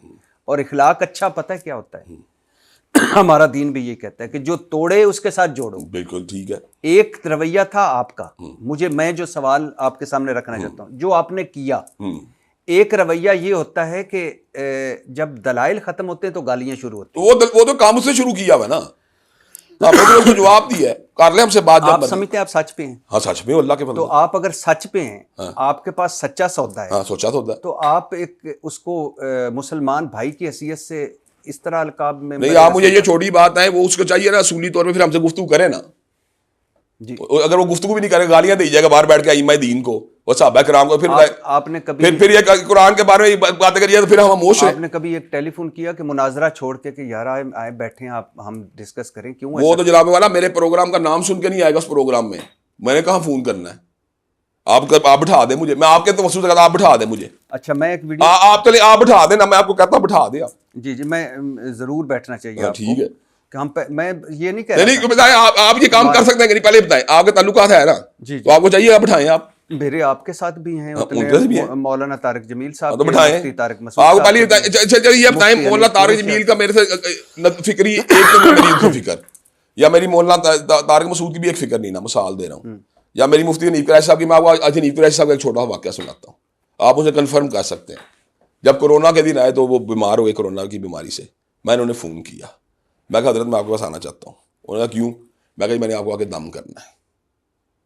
میں کہا باقی آپ اپنا پریکاشن وغیرہ سارا کوارنٹائن وغیرہ کا کام کریں, لیکن مجھے ایک موقع دیں. تو انہوں نے کہا اس وقت حالات جس طرح کہ آپ کو میں آنے کی جو ہے نا وہ نہیں کہہ سکتا کہ آپ آئیں, کیونکہ اس کے ساتھ کوئی وائلیشن ہوگی. میں کہا مولانا آپ مجھے دے دیں موقع ایک, آپ مجھے بتائیں کہ میں نے ان کو کب بات کی. ایک بار مولانا طارق جمیل صاحب مجھے مل گئے وہاں پہ کراچی ایئرپورٹ کے اوپر, ہم بڑی محبت کے ساتھ آپس میں ملاقات ہم نے کی. مفتی طارق مسعود صاحب یہاں پہ درس دینے کے تشریف لائے پنجاب یونیورسٹی کے اندر, تو یہاں بیٹھ کے ہمارے ساتھ کھانا کھاتے رہے. مولانا لدھیانی سے میری ملاقات ہو چکی ہے. معاویہ طارق صاحب جب اپنے لاہور مجھ سے ملاقات کرتے ہیں, وہ کیا چیز ہے کہ مجھے محمد علی مرزا جیلمی کے بارے میں ہماری زبان سے الفاظ نکلے. آپ اس کو تو دیکھیں نا. غامدی صاحب سے میں کئی پروگرام میں اکٹھے بیٹھ چکا ہوں, غامدی صاحب مجھ سے کئی بار مل بھی چکے ہیں. اور میں آپ کو یہ بھی بتاؤں بات, شاید میری فکری اختلافات ان سے مرزا محمد علی جیلمی کے مقابلے بہت زیادہ ہوں, لیکن کیا وجہ میں وہ زبان غامدی صاحب کے بارے میں استعمال نہیں کرتا, کیونکہ غامدی صاحب جو ریشنل گفتگو کرتے ہیں ان کا اپنا نقطہ نظر, میرا اپنا نقطہ نظر ہے. میں اسے ڈائلاگ کر سکتا ہوں, ان کی دلیل سنتا ہوں. اگر وہ گالیاں دینا شروع کر دیں گے ائمہ دین کو, مثال دے رہا ہوں, یا صحابہ کرام کو, تو پھر میرے جذبات ان کے بارے اس طرح ہو سکتے ہیں. میں ایک ویڈیو کلپ دیکھ رہا تھا خادم رضوی صاحب کا, وہ کہیں تقریر کر رہے ہیں, تقریر ختم ہوتی ہے, اچانک اذان شروع ہوتی ہے, اور وہ مائک دے کر کہتے ہیں اے وہابیاں دی اذان ہے, ان دا کیڑا ادب ہے, اے سوراں دے سور نے. آپ نے مذمت کی اس کی مجھے پتہ ہے, لیکن آپ نے کوئی ایک لقب یا القاب یا ان کے حوالے سے اس طرح کے استعمال نہیں کیے. کیوں؟ کیا وجہ کیا؟ اس کی وجہ کہ یہ نہ انہوں نے کام ہیبیچول نہیں اس کام کے, کہ انہوں نے گالیاں ہمیں دی ہیبیچولی. اور دوسری بات یہ کہ انہوں نے کوئی ایسی بات نہیں کی کہ جس کی بنیاد پر میں دیکھوں کہ یار ان کی مذمت کے باوجود میرا گزارا نہیں ہو رہا. مرزا محمد علی جیلمی نے ایسے بہت سے کام کیے ہیں جن کی وجہ سے اس بات کا حقدار ٹھہرتا ہے کہ دلائل کے ساتھ ساتھ اس کو تھوڑی بہت جو نا وہ, میں آپ کو چلیں آپ کو چھوٹا واقعہ سناتا ہوں. اس کی عادت یہ ہے کہ وہ طنز کو کبھی بھی درمیان سے نہیں باہر نکالے گا. اس نے کہا یا کئی لوگ ایسے ہوتے ہیں جو ملک سے باہر ہوتے ہیں, ان کی بیویاں یہاں پہ ہوتی ہیں, تو ان کے یہاں بچے پیدا ہو جاتے ہیں, تو میں تو کرامت کا بچہ کہوں گا, اور عام طور پر مفتی وغیرہ انہی کرامتوں سے پیدا ہوئے ہیں.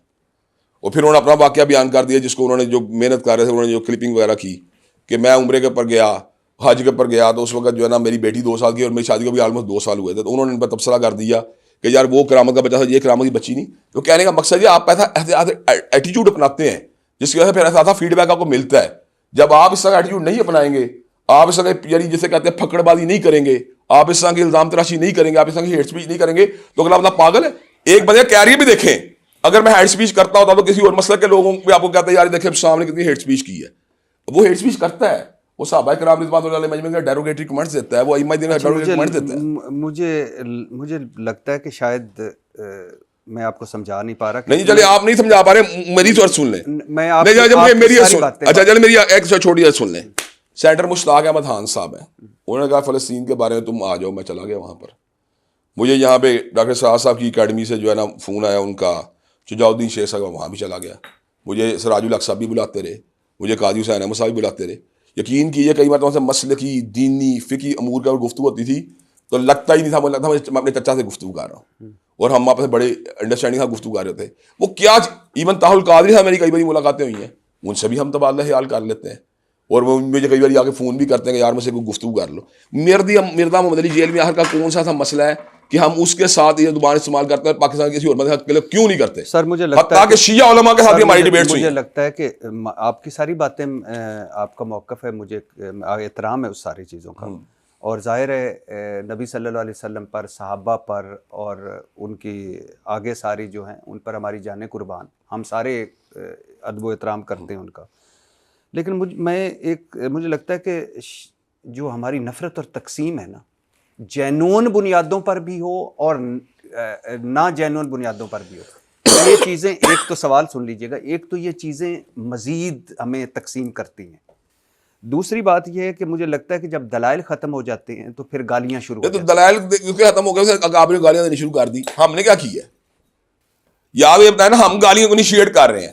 یا یہ کہیں کہ میں نے کہا تو میں نے اچھا بابا اسحاق صاحب تھے اس کا استاد, تو میں نے کہا دیا مرزا جلی فلاں یعنی کوئی میں نے ڈیروگیٹری کمنٹ دے کے ان کا ذکر کیا, میں نے کسی استاد کو برا بلا کہہ دیا. چلیں یہ بتائیں, میں نے اسپیسیفک اس کی بات کی جو میرے ائمہ کو گالیاں دے رہا ہے, جو ائمہ اہل سنت کو گالیاں دے رہا ہے, جو ہر بندے کو جو ہے نا اس کا آپریشن کرنے کے چکر میں ہے, جو کسی بندے کا لحاظ کرنے کے موڈ میں نہیں ہے. سر آپ کی تقریر جب میں کلپس آپ کے سن رہا تھا ممبر رسول پر بیٹھ کر, ہمارا یہ ملک ایسا ہے کہ جہاں بہت ہم محبت کرتے ہیں اپنے ائمہ کرام سے, اپنے صحابہ سے, اپنے نبی سے, لیکن بندہ نہیں کر رہا ہے. ہم سارے کرتے ہیں, لیکن اس کا ایشو یہ ہوتا ہے کہ کوئی بھی اٹھ کر خدا نہ خواستہ کچھ بھی کر دے. چھوٹی بات ہے, ہم نے کبھی ایکسٹرا جوڈیشل ایکٹیویٹی کی حمایت نہیں کی آج تک. اگر ہم نے غصے کا اظہار بھی کیا تو ہم نے بھیجا کہ قانون کے دائرے میں ہونا چاہیے کام. اس کے باوجود ہم نے کوئی ایسی بات نہیں کی جس میں ان کو تھریٹ ہی کیا آج تک. اچھا مجھے چلیے ایک نفر کا اظہار ہی کیا نا, کس میں کیا, کس بات پہ کیا ہے, مجھے اپنی بات پہ کیا ہے, مجھے گالیاں دی جتنی مرضی, میں آپ کو گارنٹی دیتا ہوں کہ مجھے گالیاں دے میں اس کو کچھ نہیں کہوں گا. اچھا مجھے لگتا ہے کہ یہ جو سخت زبان ہے آپ کو وراثت میں ملی ہے. نہیں ایسی کوئی بات, آپ کے والد علامہ احسان علیہ ظہیر صاحب وہ نہیں کرتے تھے کہ کسی کو ان کی عزت ڈاؤن کرنا یا کوئی یہ کرنا, لیکن بہت سخت تنقید کرتے تھے. مجھے ایسا لگتا ہے کہ شاید وراثت میں نہیں. آپ کو چھوٹی بات ہے, اگر میری یہ وراثت ہوتی میں نے کئیوں میں کی ہوتی. آپ کو کیوں نہیں بند ملی, علمی کے علاوہ کوئی اور بندہ مل رہا, چلے مجھے بتائیں کوئی اور تو ملنا چاہیے نا آپ کو. ایون کہ میں سیاسی مخالفت کے بھی اصولوں کا ضابطوں کا قائل ہوں. میں کہتا ہوں یار عمران خان کی مخالفت کرنی ہے تو اس کے ایک اصول ضابطے ہونے چاہیے, شہباز شریف کے بھی ہونے چاہیے. اگر ہاں کوئی بندہ میرے ائمہ کو گالی دے گا یا میرے صحابہ کو گالی دے گا تو پھر میں اس کو ضرور اس کو جواب دوں گا, ایسا جس کو تھوڑی اسے تسلی ہو. وہ آپ کے نہیں, وہ ہمارے ساروں تو یہی کہہ رہا ہوں. تو پھر چلیے یہ بتائیں اگر ان کو کرے گا تو پھر آپ کو کوفت نہیں ہوتی. میں ابھی ان پہ ون آتا ہوں, میں اسی پہ آتا ہوں. اچھا میں آپ کے والد صاحب کی بات کی. آپ کے والد صاحب نے کتاب لکھی بریلویت. اس میں لکھتے ہیں وہ احمد رضا بریلوی کا رنگ نہایت سیاہ تھا. ان کے مخالفین اکثر چہرے کی سیاہی کا تانا دیا کرتے تھے. ان کے خلاف ایک کتاب لکھی گئی ہے, چپکی مٹی کالے چہرے والے کے منہ پر. احمد رضا بریلوی نحیف و نظار تھے, درد گردہ اور دوسری کمزور کر دینے والی بیماری میں مبتلا تھے, کمر کی درد کا شکار رہتے تھے. اس طرح سر درد اور بخار کی شکایت بھی عموماً رہتی تھی. ان کی دائیں آنکھ میں نقص تھا, اس میں تکلیف رہتی تھی. یہ آنکھ پانی اتر آنے سے بے نور ہو چکی تھی. ایک مرتبہ احمد رضا بریلوی کے سامنے روٹیاں اور سالن رکھا گیا. انہوں نے سالن کھا لیا مگر روٹیوں کو ہاتھ تک نہ لگایا. بیوی نے پوچھا صرف سالن کھا لیا, روٹی نہیں کھائی؟ بولے مجھے تو روٹیاں نظر ہی نہ آئیں, حالانکہ روٹیاں سالن کے ساتھ رکھی ہوئی تھیں. جناب بریلوی نسیان میں بھی مبتلا تھے. ان کی یادداشت کمزور تھی. ایک بار دوران گفتگو اینک اونچی کر کے ماتھے پر رکھ لی. اس کے تھوڑی دیر بعد اینک تلاش کرنے لگ گئے, بھول گئے کہ اینک ان کے ماتھے پر ہے. کافی دیر پریشان رہے. اچانک ہاتھ ماتھے پر لگا تھوڑی اور اینک ماتھے سے ناک پر آ گئی. تب پتہ چلا اینک تو ماتھے پر تھی. اب وہ بریلویت پہ کتاب لکھ رہے ہیں اور بریلوی کے فقہ بریلوی کے سب سے بڑے جو ہیں احمد رضا بریلوی, ان کے بارے میں لکھ رہے ہیں کالا شخص تھا. یہ تو آپ بتا چکے ہیں, بار بار ایک بات ریپیٹ کرنے کا کیا فائدہ؟ کالا شخص تھا. یہ تو آپ پہلے بتا چکے ہیں, بات سن لیجیے. یہی کہہ رہا ہوں آپ, یہ ایک آپ کا کیا خیال گریوٹی بڑھ جائے گی اس کو دوبارہ ریپیٹ کرنے سے؟ گریوٹی نہیں بڑھے گی. کالا شخص تھا, گریوٹی سے بڑھنی نہیں. آپ مرضی طور پہ لیں انہیں باتوں کو ریپیٹ کر کے. میں آپ سے عرض کرنا چاہتا ہوں, آپ میری عرض سن لیں.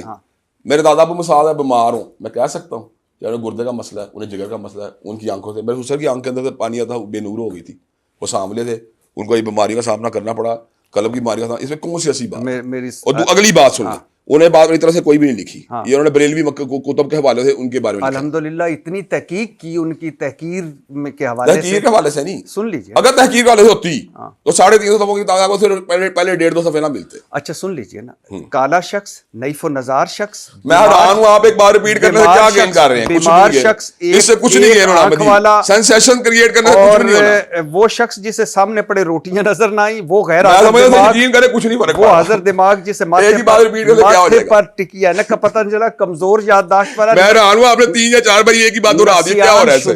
اچھا چلیے ایک بات ہے, 350 صفحوں کی کتاب میں سے آپ نے پہلا 150 پڑھ دی. یہ بریلویت پہ کتاب, میں آپ کو یہی عرض کر رہا ہوں, آپ نے 350 صفحوں سے پہلا 150 پڑھ دیا ہے. اس کے آپ نے قائد کی بحث کے اندر جانے کی کوشش نہیں کی, اور علمی بحث میں جانے کوئی نہیں کہ آپ نے اس کا وہ حصہ لگا دیا، اس کو آپ اسٹگما لگا سکتے ہیں کہ یار یہ دیکھیں انہوں نے کیا کیا. اچھا مجھے یہ چھوڑے، ایک میں نے 20 کتابیں لکھی ہیں، اس سے ایک کتاب کا یہ بات اگر لکھ دی ہے کسی حلیے کے بارے میں، اور لکھی بھی ان کے حوالے سے جو اس مسلک کے لوگ ہیں یا اس فرقے کے لوگ ہیں، تو آپ اس کی باقی تعلیمات کا ذکر نہیں کر رہے کہ ان کا ہمارا اختلاف تبسل کے موضوع پہ ہے، یا ان سے ہمارا جو اختلاف ہے وہ اللہ تبارک و تعالیٰ کی استعانت کے حوالے سے ہے، یا قبر پختہ کرنے کے حوالے سے ہے، یا ان دیگر امور کے بارے میں آپ ان کو نہیں ایڈریس کر رہے جس سے پبلک کو فائدہ پہنچے. آپ صرف اس چیز کو کہہ رہے جس سے یوں لگے کہ اسے تقسیم کی بات ہوئی. ایسی بات نہیں ہے. انہوں نے اس بات کو لکھ دیا اور باقی سارا قلم انہوں نے جو ہے نا ایک فکری عملی اعتقادی گفتگو کی ہے اس کے بعد. میں صرف یہ کہہ رہا تھا کہ کتاب لکھی ہوئی، جو میں سمجھانا چاہ رہا تھا، کتاب لکھی ہوئی ہے بریلویت پہ، علمی بحث جو آپ نے ابھی سارے کی ہے کہ یہ ٹھیک نہیں، یہ ٹھیک ہے، یہ غلط ہے. میں نے ابھی تک ٹھیک ہے درست کا فیصلہ کیا ہی نہیں. میں نے کہا وہ آپ نے وہ موضوعات نہیں چھیڑے جو اصل اختلافی تھے. میں اسی لیے تو اس پہ کر رہا ہوں کہ کتاب بریلویت پہ ہے. انہوں نے پورے جہان کی تحقیق کی احمد رضا بریلوی پہ، اور وہ ساری باتیں لکھ دی جو ان کی شخصیت کو ڈاؤن کرتی ہیں. نہیں، یہ کتاب دیوبندی کے حوالے سے لکھی ہے تو پھر انہوں نے زیادتی کی ہے. اگر بریلوی والوں کا نظریہ پھر کیا زیادتی کی بات ہے بتائیں. بریلویوں کے لیول کوئی زیادتی نہیں. بریلویوں کے حوالے سے اگر لکھے تو کیا زیادتی کی ہے؟ ان سے سب سے بڑے کو کالا شخص نہیں. یہ تک بات یہ بتائیں اگر ریال دیسوں نے لکھا ہے زیادتی کی ہے. میں کہتا ہوں انہوں نے اگر ریال دیس دیوبندی کا حوالہ لیا زیادتی کی ہے. اگر انہوں نے ریال دیس دیوبندی کا حوالہ نہیں دیا پھر آپ کس طرح زیادتی کہہ سکتے ہیں؟ آپ اس کو زیادتی نہیں سمجھتے. میں سمجھتا ہوں کہ انہوں نے جو باتیں کی بریلوی کتب میں سے کی. آپ اس کو سخت زبان نہیں سمجھتے. میں سمجھتا ہوں کہ انہوں نے ساری اعتقادات کی گفتگو کی، آپ صرف 1.5 صفحے کو اپنا ٹارگٹ کر رہے ہیں. نہیں، آپ اس کو سخت زبان. میں سمجھتا ہوں جو انہوں نے کیا بریلوی کتب سے کیا، سخت زبان ہونا یا نہ ہونا ایک الگ بات ہے. آپ نہیں سمجھتے اس سے بریلوی ہرٹ ہوں گے؟ میں سمجھتا ہوں بریلوی جو ہیں ان کو انہوں نے کوئی ایسی باتیں کی ہیں جیسے آپ نے سوروں کا سور بیان کیا نا، تو ہم نے ان کی مذمت کر لی. بات ختم. آپ نہیں سمجھتے کہ اس سے پوری کتاب گہنا جائے گی جو انہوں نے بڑی اچھی لکھی، خوبصورت لکھی، کہ انہوں نے اس لیے کہ آپ جیسے لوگ اس کو ہائی لائٹ کریں گے تو پھر تو گہنانے کے چانس ہیں. لیکن وہ بندہ جو آگے پڑھے گا، میری بات سن لیں میرے بھائی، ایک میں سن لیں. اگر آپ نمبر 1 سے 300 350 تک پوچھیں گے تو اس بات کی اہمیت کوئی نہیں رہے گی آپ کے اندر. میرے بھائی میں یہ کیوں ڈسکس کر رہا ہوں؟ کیونکہ آپ کے والد صاحب نے لکھی ہیں. تو میں نے کہا کون سی یہ بات کی کہ نہیں لکھی انہوں نے؟ یہ بتایا میں نے کب کہا کہ نہیں لکھی. یہ بریلویت میں اگر یہ نہ لکھتے تو بریلویت مکمل نہ ہوتی. میں نے تو یہ بقاعد کی نہیں. میں اچھا یہ بتائیں، یہ بات جو انہوں نے باتیں لکھی پہلی بار لکھی بریلویوں کے حوالے سے لکھی. اب آپ ایک بات ہے جو انہوں نے کتابیں اس میں لکھ دی، اس کے بارے میں آپ مجھے کیا کہنا چاہتے ہیں اس کے بارے میں؟ چلیے یہ بتائیں. میں آپ کو کہہ رہا ہوں کہ آپ کو وراثت میں یہ سخت زبان نہیں ملی. بتائیں مجھے، میں نے کس کو کیا؟ میں نے کون سے بریلوی کو آج تک گالی دی ہے؟ بتائیں. اچھا، ویسے ایک میں آپ کو بتاؤں، جو میں نے تقابلی جائزہ لیا یا جو میں نے دیکھا دین کے معاملے میں، اور آپ نہ مانیں تو یہ آپ کی مرضی ہے، دین کے معاملے میں انجینئر محمد علی مرزا اور ابتسام الہی ظہیر 95% متفق ہیں. جو اہل حدیث کا عقیدہ توحید ہے، اس کی میں بار بار ان کے منہ سے تعریف سنتے دیکھتا ہوں. قرآن، رسول اور توحید 95% مجھے لگتا ہے کہ آپ دونوں متفق ہیں. عقائد کے اندر کئی مقامات پہ آپ نے متفق کیا، لیکن ہم 95% متفق نہیں ہیں. کتنے فیصد ہوں گے؟ میں یہ سمجھتا ہوں کہ وہ کئی ایسے کام کرتا ہے جن سے مجھے شدید اختلاف ہے. مساعد ختم نبوت کے بارے میں اس کا سٹانس غلط ہے میرے مقابلے میں. اس کا 295 کے قانون یا حرمت رسول اللہ کے بارے میں وہ سٹانس نہیں جو ہمارا ہے. اس کا صحابہ کرام کی نموز کے بارے میں وہ سٹانس نہیں جو ہمارا ہے. اور فقہی طور پہ بھی وہ اہل سنت کا بندہ نہیں ہے. یہ میں بار بار آپ سے سن چکا ہوں کہ کس حوالے سے وہ آپ ان سے ایگری نہیں کرتے، جن سے ایگری کرتے ہیں. اچھا آپ یہ بتائیں، میں آپ سے کچھ اور بات پوچھ رہا ہوں کہ وہ میرے ایموشنز کو ہرٹ کرتا ہے، میرے مقدسات کو چھیڑ کے وہ ان کو گالیاں دیتا ہے، وہ ان کے بارے میں ایسے الفاظ استعمال کرتا ہے جو وہ چبھتے ہیں. تو میں اس وقت بطور ایک اپنے نبی کا غلام ہونے کے ناطے یا صحابہ کرام کا ایک معمولی سا ایک پروانہ ہونے کے ناطے اگر میں رد عمل دیا تو ابھی تک بھی آپ ایک ایسا رد عمل کا جملہ یا لفظ ثابت نہیں کر سکتے جو اس کے لیول کا ہو. اس نے تو پتہ نہیں کیا کیا کہہ دیا ہے، لیکن آپ اس کے لیول کا میری جو اس کے مقابلے کوئی 10 درجے کام کی گفتگو ہے اس کو بھی آپ نے بڑا قوت دے دی ہے. اچھا نہیں، میں تو آپ کو پھر ملانے کی کوشش کر رہا تھا. میں نے پہلے کہا ملوا دیں، آپ ملوا، میں نے دیکھا آپ سے کیا آپ ملوا دیں. میں تو میرے بھائی میں تو کہہ رہا تھا کہ میں تو اس چیزوں کو مذہب کے حوالے سے اس طرح دیکھتا ہوں کہ کن چیزوں پر ہم متفق ہیں وہ زیادہ اہم ہوتی ہیں. اچھا چلیں یہ بتائیں بات، کئی چیزیں ایسی ہوتی ہیں، کئی بار ایسا بھی ہوتا ہے کہ آپ کتاب کے جو نا 100 حصوں میں 80 صفحوں میں متفق ہوتے ہیں، مثال دے رہا ہوں، لیکن ان 20 صفحوں کے اوپر آپ اختلاف کرتے ہیں جو بڑے ہی سینٹیمنٹل ہوتے ہیں. مطلب حرمت رسول کا مسئلہ میرے لیے بہت اہمیت کا حامل ہے. وہ اس قانون کو کہتا ہے کہ اس میں توبہ کی شک جو ہے نا ڈالنا چاہتا ہے. مجھے یہ بات نہیں قبول. جب یہ مجھے بات قبول نہیں، کیونکہ میں سارے ائمہ دین کے اس میں ایک چانس دیکھتا ہوں میں اس کے بعد متاخرین علماء حناف کے بھی سٹانس دیکھتا ہوں، پھر میں ائمہ ثلاثہ کے سٹانس دیکھتا ہوں، پھر میں ابن تیمیہ کی کتاب پڑھتا ہوں الصارم المسلول. جب میں یہ ساری کتابیں پڑھتا ہوں تو میں دیکھتا ہوں کہ وہ کیسا سٹانس لے رہا ہے جو امت میں کسی نے نہیں لیا. وہ کیوں اس میں توبہ کو ڈالا جاتا ہے، جبکہ یہ بات واضح ہے کہ حدود و تعدیرات کے باب کے اندر جب گواہیاں پوری ہو جائیں اور مجرم جو ہے وہ قانون کی گرفت نہ چلا جائے تو اس کے لیے معافی گنجائش کوئی نہیں ہوتی. وہ کیوں اس طرح کی باتیں کرتا ہے جس سے یعنی کہ نبی کے کی حرمت کے بارے میں وہ مولڈ کر دیتا ہے، یا کبھی جو ہوتا ہے وہ ان کے ساتھ نکاح کی باتیں کرنا شروع کرتا ہے. قادیانی عورت کے ساتھ نکاح کرنا جو ہے اس کے نزدیک جو ہے نا کوئی قباحت کی بات نہیں. قادیانی مرد کی میں بات نہیں کر رہا، کیونکہ میں نے دیکھا کئی مرتبہ اس کی عادت ہے بات کرے وہ اب قادیانی مرد کا حوالہ دے گا، قادیانی عورت کے ساتھ بات کرنے کو وہ کہتا ہے کہ نکاح کرنے میں کیا حرج ہے جبکہ یہ اہل کتاب سے ہمارے زیادہ قریب ہے. وہ ایسی باتیں کرتا ہے جو آج تک امت میں کسی نے نہیں کی. اچھا وہ امت میں کسی نے نہیں کی ہوتی، وہ ان کو پھر اس کے بعد اسٹریس بھی کرتا ہے، اور جو ان کی معال کرتا ہے ان کو پھر یعنی کہ بغیر طور پر ان کو کرٹیسائز کرتا ہے اس انداز میں جو غیر اخلاقی انداز ہوتا ہے. تو مجھے بتائیں تو پھر ایک ہرٹ نہیں ہوتا. میں صرف آپ سے آپ کا رد عمل جاننا چاہتا ہوں، بات آپ نہیں کرنی. میں کہہ رہا ہوں کہ قاری خلیل الرحمان جاوید آپ کے اہل حدیث کے بڑے ہیں، وہ ایک ان کا میں ٹی وی پروگرام سن رہا تھا، اس میں ان سے سوال ہوا کہ سن تو لیں کہ قاری صاحب سے سوال ہوا کہ جب بھی کوئی نبی آیا اس کی جو ان نبی کی امت تھی انہوں نے نبی کی تعلیمات کو رد کیا، کیوں کیا؟ تو قاری خلیل الرحمان جاوید صاحب فرما رہے تھے کہ جب بھی کوئی نبی آیا اس نے پیغام دیا اللہ کا، توحید کا یا شریعت کا اپنے وقت کے مطابق، تو اس امت کے بڑے سفید داڑیوں والے بزرگوں نے کہا کہ یہ کل کا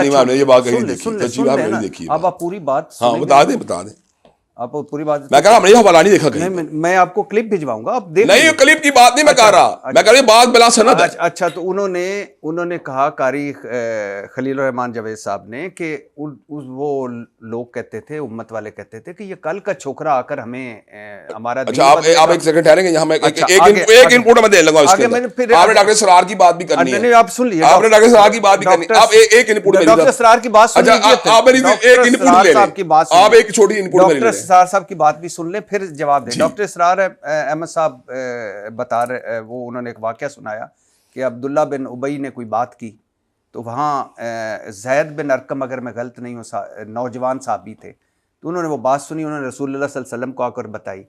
تو رسول اللہ صلی اللہ علیہ وسلم ہماری جان قربان وہ انہوں نے بلا لیا عبداللہ بن ابی کو. عبداللہ بن ابی جو منافق تھے وہ مکر گیا وہ. تو اس کے بعد رسول اللہ صلی اللہ علیہ وسلم خاموش ہو گئے.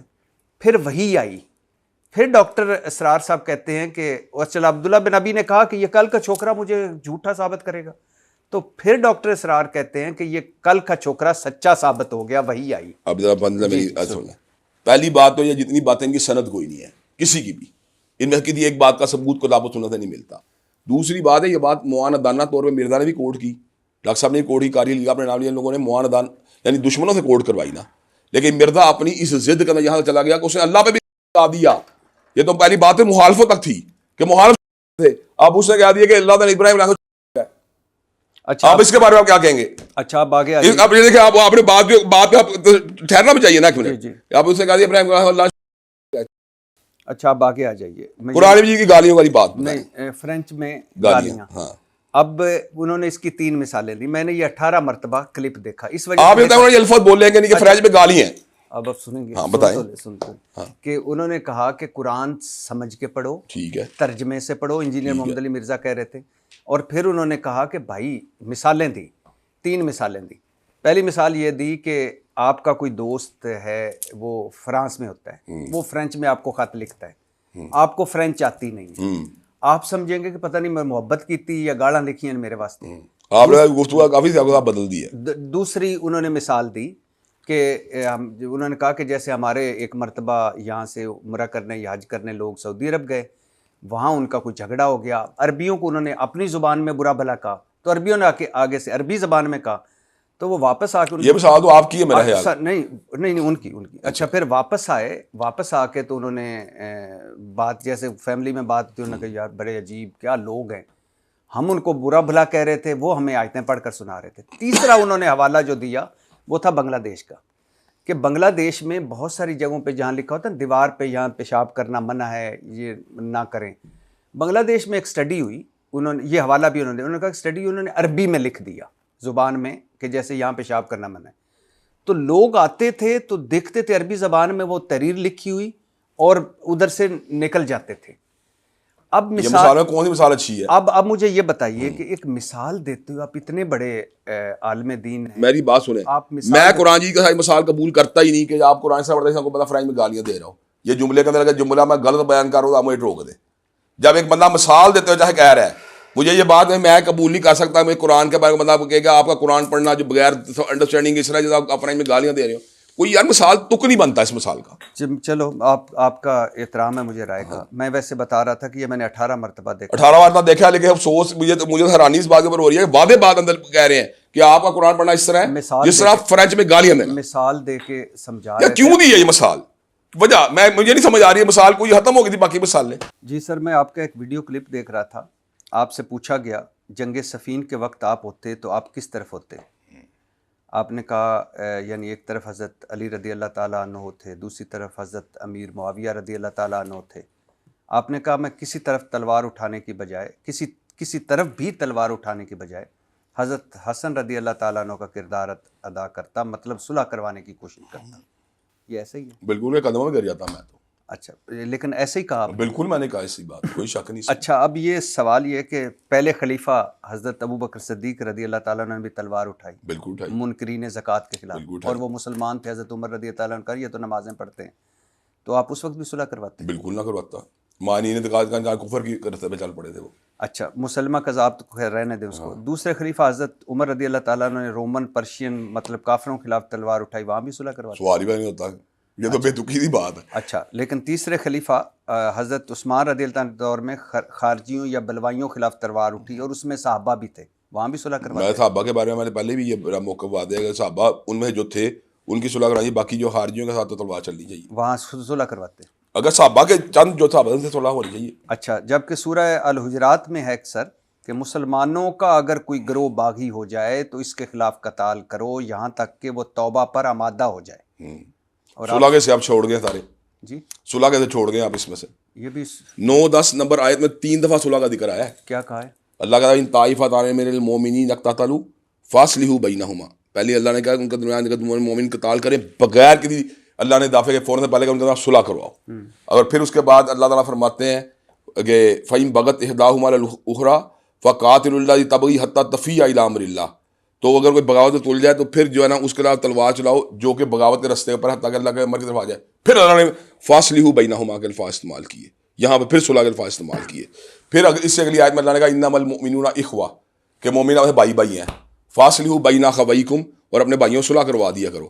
جب اللہ بار بار صلح کی بات کرتا ہے, اور حضرت امام بخاری رحمۃ اللہ علیہ حدیث 2704 کے اندر حضرت حسن کی صلح کا باب یہی باندھتے ہیں, اور نبی کے صلی سیدنا حسن کو اپنے ممبر مبارک کے اوپر جو تشریف جب وہ ان کو لڑکھڑائے تو ان کو اٹھا کے جب بات کہی ان ابنی ھذا سید, یہ میرا بیٹا سردار ہے, لعل اللہ ان یصلح به بین فئتین عظیمتین من المسلمین, کہ اللہ تعالیٰ اس کے ذریعے صلح کروائے گا مسلمانوں کی دو دین جماعتیں. جب اللہ کے نبی اس کی حمایت کرتے ہیں, حضرت امام بخاری صلح کے باب باندھتے ہیں, اور اکابر صحابہ کے مطلب کئی ایسے لوگ ہیں جو باقاعدہ طور پر یہ بات کرتے ہیں کہ ہمیں ان جنگوں کا حصہ نہیں بننا چاہیے بلکہ صلح کروانی چاہیے, تو میں نے کون سی ایسی بات کی جو خلاف شریعت ہے؟ نہیں, میں یہ نہیں کہہ رہا, میں یہ کہہ رہا ہوں تو کیا صلح کی اس وقت کوششیں نہیں ہوئی ہوں گی؟ جنہوں لوگوں نے کوششیں کی ہیں انہی کوششوں کا منطقی انجام یہ کہ سیدنا حسن رضی اللہ تعالیٰ عنہ سیدنا امیر معاویہ پہ صلح ہوئی اور نبی کی پیشین کوئی پوری ہوئی. اچھا, میں آپ کو ویسے بتا دوں کہ حضرت امام حسن رضی اللہ تعالیٰ عنہ صلح کرنے نہیں گئے تھے, 40,000 کا لشکر لے کر جنگ کے لیے نکلے تھے. حضرت حسن رضی اللہ تعالیٰ کا لشکر دیکھ کر اور صلاح مشورہ کر کے حضرت امیر معاویہ رضی اللہ تعالیٰ عنہ نے صلح کی پیشکش کی, جسے حضرت حسن رضی اللہ تعالیٰ نے قبول کر لیا. حضرت بھائی صاحب کی خدمت میں کرنے لگا ہوں, اس صلح کا نتیجہ کیا نکلا؟ پھر امیر کون بنے مسلمانوں کے؟ حضرت امیر معاویہ امیر معاویہ امیر بن گئے. اس کا مطلب یہ ہے کہ وہ صلح کے اندر ولنگ تھے تو صلح ہوئی نا. جی. اور ہوئی کس کے ساتھ؟ کیا کسی مسلمان سے ہوئی یا کسی منافق سے ہوئی؟ نعوذ باللہ من ذالک. حضرت امام حسن رضی اللہ تعالیٰ عنہ, حضرت امام حسن رضی اللہ تعالیٰ عنہ جو صلح کی وہ کسی منافق سے کی کہ مسلمان سے کی؟ حضرت امیر معاویہ رضی اللہ تعالیٰ عنہ, یہی میں کہہ رہا ہوں, صحابی رسول سے کی نا, ایک مسلمان سے کی نا. تو اس کا مطلب یہ انہوں نے اس حکم پہ عمل کیا اور اس پیشین کو بھی عمل کیا نا جس کا نبی نے ذکر کیا تھا کہ یہ میرا بیٹا سردار ہے, اللہ اس کا یہ صلح کروائے گا. تو اس میں انہوں نے جو ہے اس کی سرداری کی نسبت کس سے کی گئی؟ صلح کے جنگ سے, صلح سے کی گئی نا. تو اس کا مطلب صلح سرداری والا کام اور سردار والا کام کیا ہوا. ابھی آپ نے رسول اللہ صلی اللہ علیہ وسلم کی یہ حدیث سامنے رکھی جس میں رسول اللہ صلی اللہ علیہ وسلم نے کہا کہ یہ میرا بیٹا سردار ہے اور اس کے یہ دو گروہوں میں صلح کا باعث بنے گا یا صلح کروائے گا. ایک حدیث ہے قتل عمار بن یاسر رضی اللہ تعالیٰ عنہ کے بارے میں جن کی زبان کو شیطان سے محفوظ رکھا گیا, اور مردوں میں سب سے پہلے شہید حضرت یاسر رضی اللہ تعالیٰ عنہ, عورتوں میں سب سے پہلے شہید مسلمانوں میں حضرت سمیہ رضی اللہ تعالیٰ عنہ, اور ان دونوں کے بیٹے تھے حضرت عمار بن یاسر رضی اللہ عنہ. اور وہ جو ایک مرتبہ پہلے بھی آپ سے میں نے ڈسکس کیا تھا کہ مسجد نبی کی تعمیر کا وقت سب صحابہ ایک ایک پتھر اٹھا کر لا رہے تھے. حضرت عمار بن یاسر رضی اللہ تعالیٰ 2 پتھر اٹھا کر لا رہے تھے.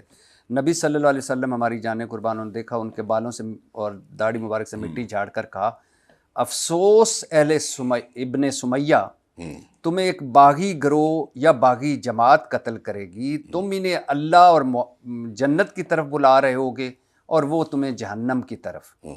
اب حضرت عمار بن یاسر حضرت علی کی طرف تھے, ان کی فوج میں تھے, اور ان کے مخالف تھے حضرت امیر معاویہ رضی اللہ تعالیٰ عنہ, اور بیت رضوان کے صحابی صلح حدیبیہ والے حضرت ابو الغادیہ شامی نے انہیں قتل کیا, شہید کیا. عمار بن یاسر اکیلے نہیں شامل, ان کا تیر بھی شامل. اور مسند احمد میں ہے کہ یہ تمام عمر روتے رہے عبد الغادیہ شامی کہ مجھ سے عمار قتل ہو گئے. مطلب حضور صلی اللہ علیہ وسلم کی حدیث جو تھی وہ اس کی گریوٹی ہے. ہاں, اب حضرت اس حدیث کو بھی آپ مانتے ہیں کہ وہ باغی گروہ میں ہوگا؟ میں 2 جواب آپ کو دینا چاہتا ہوں. جی ضرور. پہلی بات یہ قطعی الدلالہ نہیں ہے حدیث, یعنی کہ دلالت میں قطعیت نہیں پائی جاتی, بلکہ اس کی دلالت میں ایک سے زیادہ رائے پائی جاتی ہے. اس کے اندر یہ بات ہے کہ اسی سند کے ساتھ مستدرک حاکم کے اندر جو ہے نا حضرت ابن عباس کا یہی سند کا باقاعدہ طور پر روایت موجود ہے جس میں انہوں نے کہا ابو سعید خدری کے پاس جا کے خوارج کے بارے میں جو ہے نا یہ بات جو ہے نا اسے جا کے حدیث سن کے آؤ, تو وہاں پہ اس کو جو ہے بیان کیا گیا. جو وہ لوگ ابتدائی طور پہ جو خارجی تھے وہ ابتدائی طور پہ مسلمان ہی تھے نا, لیٹر ان کو گمراہ ہوئے تھے نا, تو اس کا مطلب اس کی نسبت کی جاتی ہے کہ ان کو جن لوگوں نے شہید کیا ان میں ابو الغادیہ کے علاوہ 2 ایسے بندے شامل تھے جو خوارج کے اندر جو شامل ہو چکے تھے. پہلی بات تو یہ ہوگی. دوسری بات یہ ہے کہ میں نے قتل عمار یا شہادت عمار رضی اللہ تعالیٰ عنہ کے بعد یہ صلح ہوئی ہے سیدنا حسن کے ساتھ, اور ہوئی کس کی؟ 2 مسلمان گروہوں کی. اس کا مطلب یہ ہے کہ اس واقعے کے باوجود بھی جو الزام سیدنا امیر معاویہ کا لشکر پر لگایا جاتا ہے وہ اس سے اسلام سے باہر نہیں ہوئے, نہ وہ ایمان سے باہر ہوئے ہیں. تیسری بات یہ ہے کہ اس کے اندر جس چیز کا ذکر ہے وہ اس کی شناعت ہے, وہ اس کی ایک یعنی کہ اس کی ایک گریوٹی ہے کہ یہ عمل جو ہے نا اس کے اوپر اس کی مذمت کی گئی ہے. اگر مرزا جیلمی کا بھی مفہوم لے لیا جائے تو میں اس کے باوجود یہ بات کرتا ہوں کہ اس سے سیدنا امیر معاویہ نہ صحابیت مجروح ہوتی ہے, نہ کتابت وحی مجروح ہوتی ہے, نہ ان کا یہ جو ہے اس کا بحری جنگ کے جو ان کا سپہ سالار ہونا مجروح ہوتا ہے. ہم یہ بات سمجھتے ہیں کہ جتنی جنگیں سیدنا امیر معاویہ رضی اللہ عنہ کی ہوئی ہیں سیدنا علی المرتضیٰ کے ساتھ, اس میں سیدنا علی کا موقف صائب تھا, حق تھا, لیکن جو استدلال مرزا جیلمی کرنا چاہتا ہے وہ معاذ اللہ سیدنا امیر معاویہ کو اور اسی طرح بڑے کئی اکابر صحابہ کو ظالم اور فاسق بلکہ ایون اپنی اشارہ کرنے میں منافق ثابت کرنا چاہتا ہے. اور ہم یہ بات سمجھتے ہیں کہ صحابہ کرام رضوان اللہ علیہم اجمعین کے بارے میں جو ہمارا مقدمہ اہل سنت کا ہے وہ سیدنا علی المرتضیٰ کے حق کے اوپر ہونے کا ہے, لیکن اس کے ساتھ ساتھ ہم یہ بھی سمجھتے ہیں کہ سیدنا علی المرتضیٰ خلفائے راشدین میں 4تھے نمبر کے اوپر ہے, جبکہ مرزا جیلمی اوپنلی یہ بات جو ہے مقامات کے اوپر کہہ چکا ہے کہ میں تو وہ مقدمہ لڑ رہا ہوں جو مقدمہ تم ساری زندگی لڑ سکتے. کون سا مقدمہ؟ جو وہاں پہ جناب والا جس مقام کے اوپر نبی کریم صلی اللہ علیہ وسلم نے یہ بات کہی تھی کہ علی مولا, تو وہاں پہ اہل سنت کا یہاں جو ہے اس کا تصور جو ہے وہ ایک خوشبری کا ہے, جبکہ اہل تشیع کا یہاں پہ یہ مقدمہ جو ہے ان کی امامت کا ہے. تو اس نے کہا یار میں تو وہ والا مقدمہ لڑ رہا ہوں جو تم مقدمہ جو ہے نا جو نہیں تم سے لڑا جا رہا. اسی وجہ سے اس نے سیدنا صدیق اکبر کے پہلے مادی خلیفہ کا ذکر تو کیا ہے لیکن پہلے روحانی خلیفہ ماننے میں ان کو تیار نہیں ہے. تو اس کا کیا مطلب ہے؟ اس کا مقدمہ بنیادی اہل سنت کا مقدمہ نہیں, اہل سنت یہاں پہ سیدنا علی حق کے اوپر ہے اور اس کا سیدنا امیر معاویہ کی ہدایت تحدی ہے, لیکن وہ جو ثابت کرنا چاہتا ہے وہ چیز ثابت نہیں ہوتی.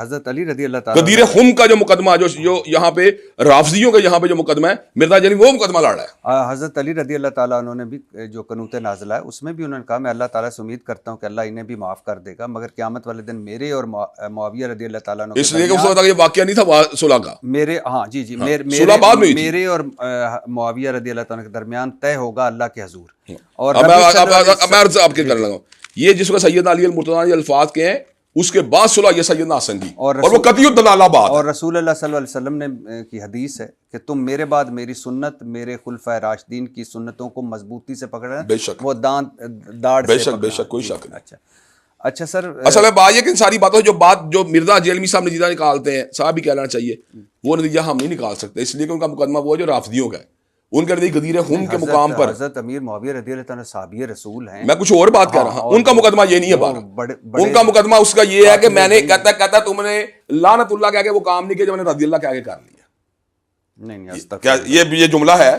آپ چیک کر لیں. میں نے نہیں سنا. میں نے سنا ہے، میں نے سنا. آپ کو کچھ تھوڑے میرے کانوں پر بھی اعتبار کرنے چاہیے. جی میں کرتا ہوں، میں آپ کی رائے کا احترام کرتا ہوں. میں ضرور رائے کا نہیں، کانوں کا بھی کریں. میں ضرور اپنے کانوں میں بھی یہ سننا چاہوں گا. سوال سن لیں آپ جائیں سنیں. اچھا سر، عبداللہ بن محمد بن عبد الوہاب، اچھا آپ کے محمد بن عبد الوہاب کے 6 بیٹے تھے، عبداللہ، عبدالعزیز، ابراہیم، علی، حسین اور حسن. علی، حسین اور حسن بھی. اچھا اگلی بات ذرا سنو تھوڑی ہے. بڑے کابر علماء حدیث کا نام جو ہے حسین ان کے نام میں آتا ہے. ہمارے بہت بڑے حدیث ہے پنجابی کے مولانا محمد حسین شیخو پوری، ہمارے بہت بڑے شیخ الکل گزرے ہیں. سید نذیر حسین محدث دہلوی ہمارے یہاں میں ہمارے بڑے گہرے دوست ہیں. مولانا عبد الرحمن مدنی کے بیٹے ہیں، ایک کا نام ڈاکٹر حسن مدنی، ایک کا نام ڈاکٹر حسین مدنی. ہمارے ایک بڑے قریبی دوست ہیں شاہد رفیق صاحب کے بیٹے کا نام، ایک بیٹے کا نام ہے حسن، ایک کا نام ہے حسین. میرے نانا حافظ محمد گوندلوی جو کہ بڑے حدیث کے استاد تھے، انہوں نے اپنے ایک پوتے کا نام رکھا محسن علی اور ایک اپنے نواسے کا نام رکھا حسن علی.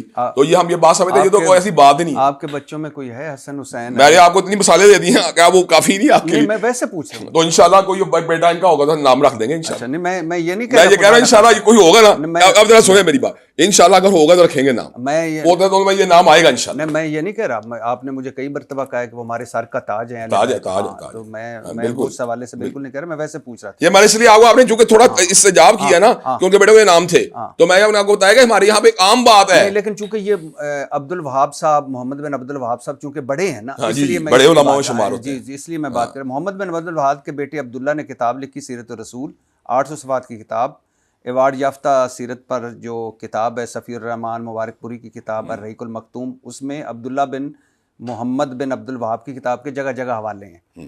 اس کے صفحہ نمبر 282 پر ہے کہ حضرت امیر معاویہ رضی اللہ تعالیٰ عنہ نے اہل شام سمیت حضرت علی رضی اللہ تعالیٰ عنہ کی بیعت نہیں کی. اہل شام سمیت پھر نہ صرف ان کی مخالفت کی بلکہ ان پر قتل عثمان میں اعانت اور اس پر رضامندی کا الزام بھی دھرا، مگر اللہ تعالیٰ نے ان کو اس سے بچا لیا. ٹھیک ہے، یہ بری ہیں سیدنا علی المرتضیٰ، کوئی شک نہیں اس بات میں. سیدنا علی المرتضیٰ کے بارے میں گمان کرنا کہ معاذ اللہ ثم معاذ اللہ ان کے یہاں پہ کوئی ایسی بات ہے، یعنی کہ ان کے اوپر کوئی معمولی سا بھی شائبہ کرنا، یہ تو حرام ہے ان کے بارے میں. جی اچھا پھر سوال ہے، عبداللہ بن محمد بن عبد الوہاب کی کتاب سیرت الرسول میں بھی ہے کہ بنو امیہ دور میں 60 سال ممبروں سے یہ بات ثابت حضرت علی پر سب و شتم ہوتی رہی، مگر اللہ تعالیٰ نے ان کی شان مزید بلند کر دی. یہ بات ثابت نہیں ہے سب و شتم والی. یہ جو صحیح مسلم کی حدیث، یہ اس میں رجل من آل مروان ہے، ایک مجہول آدمی آل مروان میں سے. تو میں یہ بات واضح طور پہ کہنا چاہتا ہوں کہ بنو امیہ کے جو غلط لوگ ہیں وہ غلط ہی ہیں. جی آپ یہ دیکھیں، سیدنا عثمان بنو امیہ میں سے، سیدہ ام حبیبہ بنو امیہ میں سے، سیدنا امیر معاویہ بنو امیہ میں سے، سیدہ رقیہ سیدہ ام کلثوم بنو امیہ کے اندر بیائی گئی ہیں. اس کا مطلب یہ ہے کہ جو لوگ مقام والے ہیں مقام والے ہیں. جس بندے نے شنی فیل کیا ہے وہ خود اس فیل کا ذمہ دار ہے، وہ غلط ہے. اب ابو لہب جو ہے وہ ہاشمی ہے، اس کے باوجود اللہ نے پوری کی پوری صورت جو اس کے بارے میں اتار دی. ہاں یہ لوگ جو کسی بھی قبیلے سے ہوں، اس سے پورے قبیلے کو ٹارگٹ کرنا یہ جہالت ہے.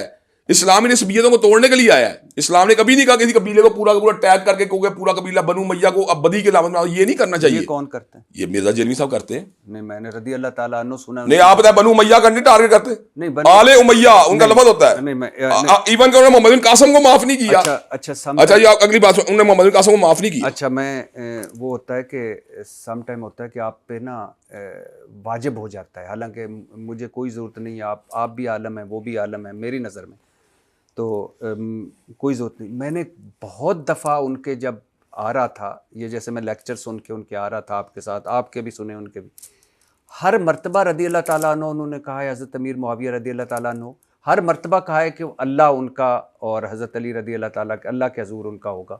اور دوسری پھر آپ نے میرے کان والی بات چھوڑ دی. پھر میرے کان والی بات چھوڑ دی. اور ایک مرتبہ میں نے یہ میں کیٹیگریکلی اس لیے کہہ رہا ہوں کہ انہوں نے ایک مرتبہ کہا کہ بنو امیہ پوروں کے ہم کوئی خلاف تھوڑی ہیں، ہم نے تو ان کے کچھ واقعات پہ یہ بات کر رہے ہیں. بہرحال انہوں نے یہ بندے نے سوال کیا، یار رضی اللہ کیوں کہتے ہیں؟ کہتے ہیں دل پہ پتھر رکھ کے کہتے ہیں. نہیں میں نے نہیں سنا. تو سن لینا، میرے کانوں میں تھوڑا بات تو کر لیں. اچھا ہم تو محبت سے کہتے ہیں. ہم محبت سے کہتے ہیں، یہی بات، بس یہی بات ہے. ہاں اچھا یہ لیکن یہ آپ یہ صحیح مسلم کی حدیث 6229 6229 میں نے پہلے کہا ایک مجہول لعن بندہ، اللہ ابو التراب، یہ میں نے پہلے کہا ایک مجہول بندے کے بارے میں جس کا کوئی آئیڈینٹیفیکیشن نہیں ہو تو رہی. یہ مجہول کی حدیث ہوتی ہے ہوتی تو میں ساتھ رہا کہ یار بنو امیہ کے ایک آدمی نے مثلا آل مروان کے بندے نے ان کے بارے میں سب کچھ ختم کی، تو اس کا مطلب یہ تو نہیں کہ پورے قبیلے کو اس کے اندر اٹیک کر لیا جائے یا پورے قبیلے کو کہا جو کام کر رہا ہے. اچھا میں آپ کا ایک ویڈیو کلپ سن رہا تھا، بڑا مزے کا ویڈیو کلپ ہے، جس میں آپ کہہ رہے تھے کہ الحمدللہ، اور بڑے جذبے سے کہہ رہے تھے اور مجھے بڑی خوشی ہوئی، الحمدللہ اہل حدیث دیوبندی بریلوی ایک ہو چکے، یعنی وہی بریلویت جس پہ آپ کے والد صاحب نے کتاب لکھی. اور اس کے ساتھ ان کے ساتھ ایک طرف سن لیں میری بات، ان کے ساتھ مل کے طریقے بھی چلائیں انہوں نے. ہاں نہیں میں اچھا نہیں سنی، الحمدللہ اہل حدیث دیوبندی بریلوی ایک ہو چکے، ایک تسبیح کی طرح ایک. اب نہ صرف آپ کے والد صاحب عمر بھر دیوبندیوں اور بریلویوں کے جو بدعتی یا جو اسلام سے وہ اصل اسلام سے وہ دور وہ چیزیں ان کے کہتے رہے، بلکہ احمد رضا بریلوی جن کو انہوں نے نحیف و نظار کہا، بیمار کہا بندہ ہو ہی سکتا اور کالا کہا اور نسیان شدہ کہا. احمد رضا بریلوی صاحب کی کتاب ہے احکام شریعت، اس میں جناب بریلوی صاحب اہل حدیث کو مرتد کہتے ہیں. خلیل سہارنپوری صاحب کی کتاب ہے المہند المغند، اور اس میں احمد رضا بریلوی صاحب اور ان کی جماعت کو شیطانی لشکر کہتے ہیں، جبکہ محمد بن عبد الوہاب کو خارج اور ان کی پوری جماعت کو خارجی کہتے ہیں. تو وہ تسبیح، کبھی آپ نے ان سے بات ضرور کی، وہ تسبیح جو آپ ایک تسبیح کی طرح ہے، وہ ایک فرقہ آپ کو مرتد سمجھتا ہے، دوسرا خارجی سمجھتا ہے. لیکن اس کے باوجود اللہ کا لاکھ لاکھ شکر ہے کہ ہم ختم نبوت کے اوپر، فضائل صحابہ کے اوپر، حرمت رسول اللہ کے اوپر، شاعر دین کے اوپر، ان تمام اپنے پس منظر کے باوجود جو ہے آج بھی اکٹھے نہ صرف بیٹھتے ہیں بلکہ واقعی یکسو ہو کے کام کرتے ہیں. اس کا مطلب ہمارے دلوں میں کوئی گھٹن نہیں ہے کہ ماضی میں کوئی تحریر لکھی گئی ہے تو ہم اس کو دل سے لگا کے بیٹھ جائیں. اگر مرزا جیلمی کے اندر بھی حقیقتاً انصاف آ جائے اور حقیقتاً وہ صحابہ کرام کی گستاخی کا راستہ چھوڑ دے اور حقیقتاً وہ بنو امیہ کے بارے میں اپنے فکر کے اوپر جو ہے نا وہ جو ایک سنیوں کا تصور ہے ان کے بارے میں وہ اپنے اندر لے آئے اور روافظ کا تصور سے آزاد ہو جائے تو ہم تو اس کو بھی گلے لگانے. اچھا عبداللہ علی قاری حنفی جو ہیں ان کو آپ کیسے سمجھتے ہیں؟ ظاہری بات بڑے حنفی عالم ہے، بڑے حنفی عالم، ظاہری بات ہے. تو انہوں نے مشکات کی شرح لکھی بالکل مرکہ، اس میں وہ قتل عمار بن یاسر رضی اللہ تعالیٰ عنہ کے حوالے سے لکھتے ہیں کہ جب حضرت معاویہ رضی اللہ تعالیٰ خبر پہنچ گئی تھی، یعنی وہی کہ حضرت عمار رضی اللہ تعالیٰ باغی گروہ قتل کرے گا ان کو، تو وہ بغاوت سے رجوع کرتے، اطاعت کر لیتے، مخالفت چھوڑ دیتے، خلافت کی طلب چھوڑ دیتے، مگر انہوں نے ایسا نہ کیا. یہ حضرت امیر معاویہ رضی اللہ تعالیٰ کی چھپی چیزوں کو ظاہر کرتی ہے. خون عثمان رضی اللہ تعالیٰ عنہ ڈھال بنائے رکھا. حضرت امیر معاویہ رضی اللہ کے اس عمل کی وجہ سے قرآن و سنت کو پیٹھ پیچھے ڈال دیا گیا. یہ چمی والا حوالہ ہے مرزا جیلمی کے نظروں میں. جی وہ کہتا ہے اس کو چمی لینی چاہیے کیونکہ وہ امیر معاویہ کے خلاف بات جا رہی ہے تو اس کا دل کرتا ہے چمیاں لے ایسے بندے کی جو امیر میں مخالفت کرے. جب وہ کوئی اور چانس لے گا کہے گا کہ وہ کہے گا کہ ملا علی قاری حنفی بونکا ہے. یہ بھی سن لیں آپ اس سے. سر میں تو آپ کی رائے لے رہا ہوں مرزا جیلمی کی. میں نے پہلے آپ کو بتایا میں اس سے بات رائے سے متفق نہیں ہوں. ایک عرض میری سن لیں، میں نے جس طرح محمد عبد الوہاب کے بیٹے کے بارے میں بات کیا کہ ہمارے لیے ان کی رائے کا پابند ہونا کسی کی ضروری نہیں ہوتا.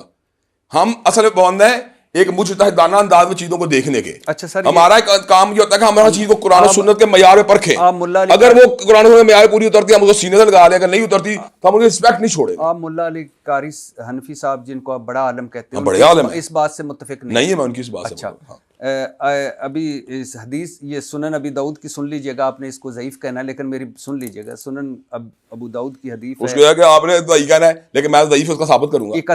41-31 اور 41-29 جب حضرت حسن رضی اللہ تعالیٰ کے انتقال کی خبر دربار معاویہ پر پہنچی تو صحابی رسول صلی اللہ علیہ وسلم حضرت مقدام رضی اللہ تعالیٰ انہوں نے پڑھا انا للہ و انا الیہ راجعون. یہ ضعیف ہے. جی سن لیجئے انا للہ و انا الیہ راجعون. حضرت امیر معاویہ رضی اللہ تعالیٰ بولے مقدام حسن کی موت تمہیں مصیبت لگتی ہے جو تم نے یہ پڑھا.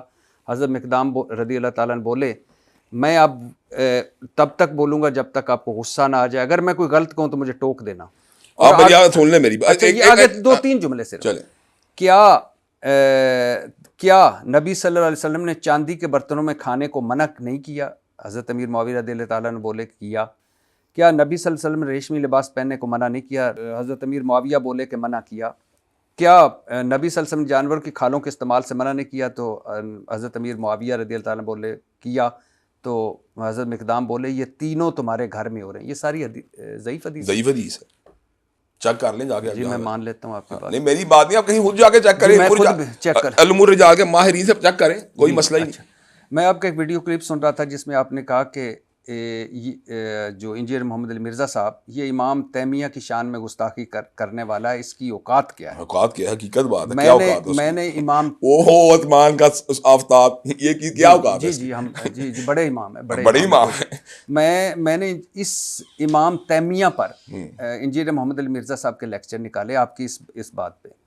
اس میں امام تیمیہ کے حوالے سے دو چیزیں میں آپ کے سامنے, ایک میری یہ سن لیں پہلے, پھر آپ دو چیزیں رکھ دینا. اس نے کہا امام ابن تیمیہ کے عقیدے میں کرپشن پائی جاتی ہے, یہ اس کا اصل الزام ہے ان کے اوپر, اور وہ اس چیز کو ڈیزرو نہیں کرتے کہ ان کو ایک بڑا امام یا بڑا عالم قرار دیا جائے. کیوں نہیں ڈیزرو کرتا؟ کہ بندہ ایک بندے کو امت مانتی ہے, اپنا علامہ مانتی ہے, یعنی کہ احناف کے بڑے بڑے علماء ان کو اپنا یعنی سمجھتے ہیں جید عالم دین ہے, اور بڑے بڑے متصب علماء جو ان کو جناب بقاعدہ کہتے ہیں وہ علامہ ہیں, ان کی آراء سے اختلاف کرنا ممکن ہے, لیکن آپ کس طرح کہتے ہیں کہ آپ اس کو بڑا امام یا علامہ ماننے تیار ہیں؟ کیا آپ کو مسئلہ ہے؟ جی میں بالکل ٹھیک آپ کہہ رہے ہوں گے.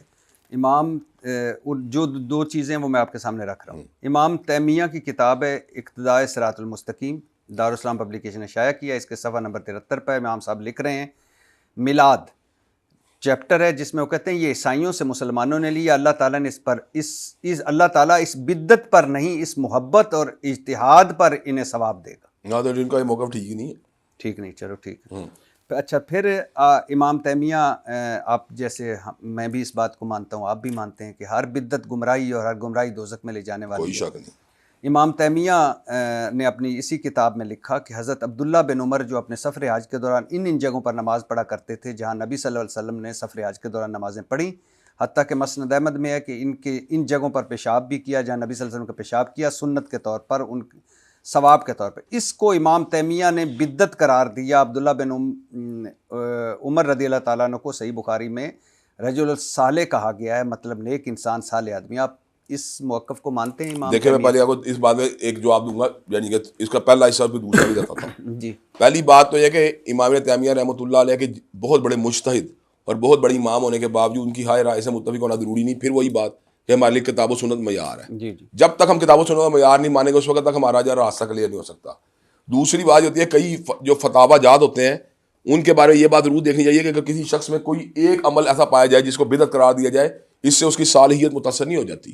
کسی ایک عمل کے اندر ہو سکتا ہے کہ میں کسی مقام کے اوپر اپنی مس انڈرسٹینڈنگ کی وجہ سے کسی بدعت کا شکار ہو جاؤں. تیسری بات ہے سیدنا عبداللہ بن عمر کا یہ عمل, جو اصل سوال ہے کہ کیا یہ بدعت تھا کہ نہیں, تو اس کے بارے میں توقف کرنے کی ضرورت ہے, مجھے غور و خوض کرنے کی ضرورت ہے. مجھے نہیں چاہیے کہ میں جٹ پٹ ہر بات کو اپنی رائے دے دوں کہ یہ نہیں تھا یا ہاں تھا. مجھے چاہیے کہ میں اس کے اوپر غور کروں کہ انہوں نے ایسا کیوں کیا ہے. جب تک میں اس کی تحلیل نہیں کر لوں اپنی رائے نہیں دے سکتا. جی بالکل ٹھیک ہے, مجھے احترام ہے آپ کو. اچھا یہاں مجھے یاد ہے کہ ڈاکٹر ذاکر نائک نے کربلا مارکے کو پولیٹیکل جنگ کہا تھا, اقتدار کی جنگ کہا تھا, اور یزید کے نام کے ساتھ مے اللہ پلیزڈ ود ہم. آپ کی بھی یہی رائے ہے؟ میں اس رائے کے ساتھ ان سے اتفاق نہیں کرتا. اس کی وجہ کہ میرا موقع امام تیمیہ رحمۃ اللہ علیہ لا نحبہ ولا نسبہ, ہم اسے محبت کے دعوے دار نہیں ہیں اور گالی اس لیے نہیں دیتے کہ مختلف ہی مسئلہ ہے, لیکن ہمارا اس کے ساتھ کوئی وکالت والا رشتہ نہیں ہے. اچھا ایک یہاں اور بھی سنتے جائیے, تقویت الایمان اسماعیل دہلوی صاحب کی کتاب ہے اور بڑی اہم کتاب ہے آپ کے اہل حدیث میں. اس میں ہے کہ بڑے سے بڑا انسان ہو یا کوئی مقرب فرشتہ ہو, اللہ کے نزدیک ایک چمار سے بھی زیادہ ذلیل ہے. میں یہ بات سمجھتا ہوں کہ یہ سلوک ٹھیک نہیں ان کا. باقی ان کی کتابیں بڑی فائدہ مند باتیں بھی انہوں نے کی ہیں, مفید باتیں بھی کی ہیں, اللہ کی توحید کا انہوں نے اعلان بھی کیا ہے, لیکن میں سمجھتا ہوں کہ ان کی یہاں شاید ڈیروگیٹری انٹینشن تو نہیں تھی, لیکن ایسا سلوک نہیں ہونا چاہیے جس سے لوگ ہرٹ ہوں. اچھا سر, اب کوئی 2-4 سوال اگر آپ اجازت دیں. جی کیوں نہیں, آپ کی مرضی ہے. جلال اجازت دیں. نہیں جلال کی تو بات ہی کوئی نہیں. اچھا ایک تاثر ہے کہ جیسے کچھ شیعہ علماء کو فنڈنگ آتی ہے مجھے ایران سے, ایسے ہی اہل حدیث کے کچھ اکابرین کو سعودی عرب سے فنڈنگ آتی ہے. آپ کو کتنی فنڈنگ آتی ہے؟ میرا خیال یہ ہے کہ ایجنسیاں ہمارے ملک کی ان چیزوں کا غافل نہیں ہیں, اور کا پورا ٹریک ریکارڈ ہے. میرا خیال بینکیں بھی کچھ نہ کچھ انوالو ہوتی ہوں گی, چلے ہنڈی یا جو بھی طریقہ کار ہے, تو اس کو ٹریک کرنا مشکل کوئی نہیں ہے. اچھا ویسے جن کو آتی ہے یہ تو طے ہے کہ آتی ہے, مجھے نہیں پتہ آتی ہے کس کو. نہیں آپ کہتے طے ہے, میں کہتا ہوں نہیں طے. نہیں لیکن ان کا ہم نے کیا اکھاڑ لی ہے؟ نہیں کچھ بھی نہیں اکھاڑا, لیکن ہم ایسا الزام کیوں قبول کریں جو ہوا ہی نہیں. آپ کو نہیں آتی؟ مجھے نہیں آتی, نہ مجھے انٹرسٹ ہے, سچی بات مجھے انٹرسٹ بھی کوئی نہیں. اچھا لیکن آپ کا ایک اسلامی ادارہ بھی ہے, اور ریئل اسٹیٹ کا کاروبار بھی ہے, چاولوں کا کاروبار بھی ہے, بھی رہا ہے. ہاں رہا ہے, اور ماشاءاللہ خرچے ہیں اتنے ٹھاٹ باٹ ہیں, تو یہ کہاں سے پورا ہوتا ہے؟ ٹھاٹ باٹ سے مراد ہم نے 2 کپڑے پہن لی ہیں یا 2 گاڑیاں رکھی ہوئی ہیں, تو اس کا مطلب یہ کہ ہم وہ افورڈ نہیں کر سکتے ایک بزنس سے. نہیں, میں ویسے پوچھ رہا ہوں کہاں سے. اللہ کا شکر بزنس ٹھیک جا رہا ہے میرا, جتنی دیر سے کر رہا ہوں اتنی آمدن ہو جاتی ہے کہ اپنے اخراجات پورے کر سکیں. ارد گرد ویسے مندے کا رجحان ہے, کبھی مندہ بھی ہو جاتا ہے, سچی بات ہے, کبھی اپنا بھی مندہ ہو جاتا ہے, کبھی چل پڑتا ہے, کبھی مندہ ہو جاتا ہے.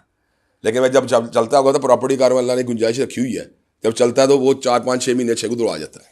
اچھا سر, سنا ہے کہ نواز شریف کے خلاف دھرنوں میں طاہر القادری نے آپ کو انوائٹ کیا تھا. بالکل انوائٹ کیوں کیا. نہیں گئے تھے؟ اس لیے نہیں گیا کہ میں ان کے روڈ میپ سے کوئی اتنا کنوینس نہیں تھا ہوا. دوسری بات یہ تھی کہ مستقبل ماضی نے بھی پھر یہ بات ثابت بھی کی کہ ان کے اندر کنسسٹنسی نہیں پائی جاتی, وہ اپنی بات کے اوپر پورا قائم نہیں. تیسری بات ان کا کوئی ایسا سالڈ نظریہ نہیں تھا. جب انہوں نے اپنی جدوجہد ابتدائی طور شروع کی تو انہوں نے مصطفی انقلاب کی بات کی تھی, پھر وہ لیٹر آن گرین ریولوشن میں منتقل ہو گئے. تو میں یہ بات سمجھتا ہوں کہ بندے کا شناخت جو ہے جس چیز سے ہوئی ہے بندے کو اسی پہ رہنا چاہیے. جب انہوں نے اپنا یہ سارا کا سارا اس کے اندر میں نے زگ زیگ دیکھا تو پھر میں نہیں چلا ان کے ساتھ. لیکن وہ جب دھرنے میں گئے تھے میرے خیال سے اس وقت تو ثانیہ ماڈل ٹاؤن ہوا تھا. وہ تو ہوا تھا, لیکن اس وقت انہوں نے مصطفی انقلاب کی یا گرین ریولوشن کی بات کرنی شروع کر دی تھی.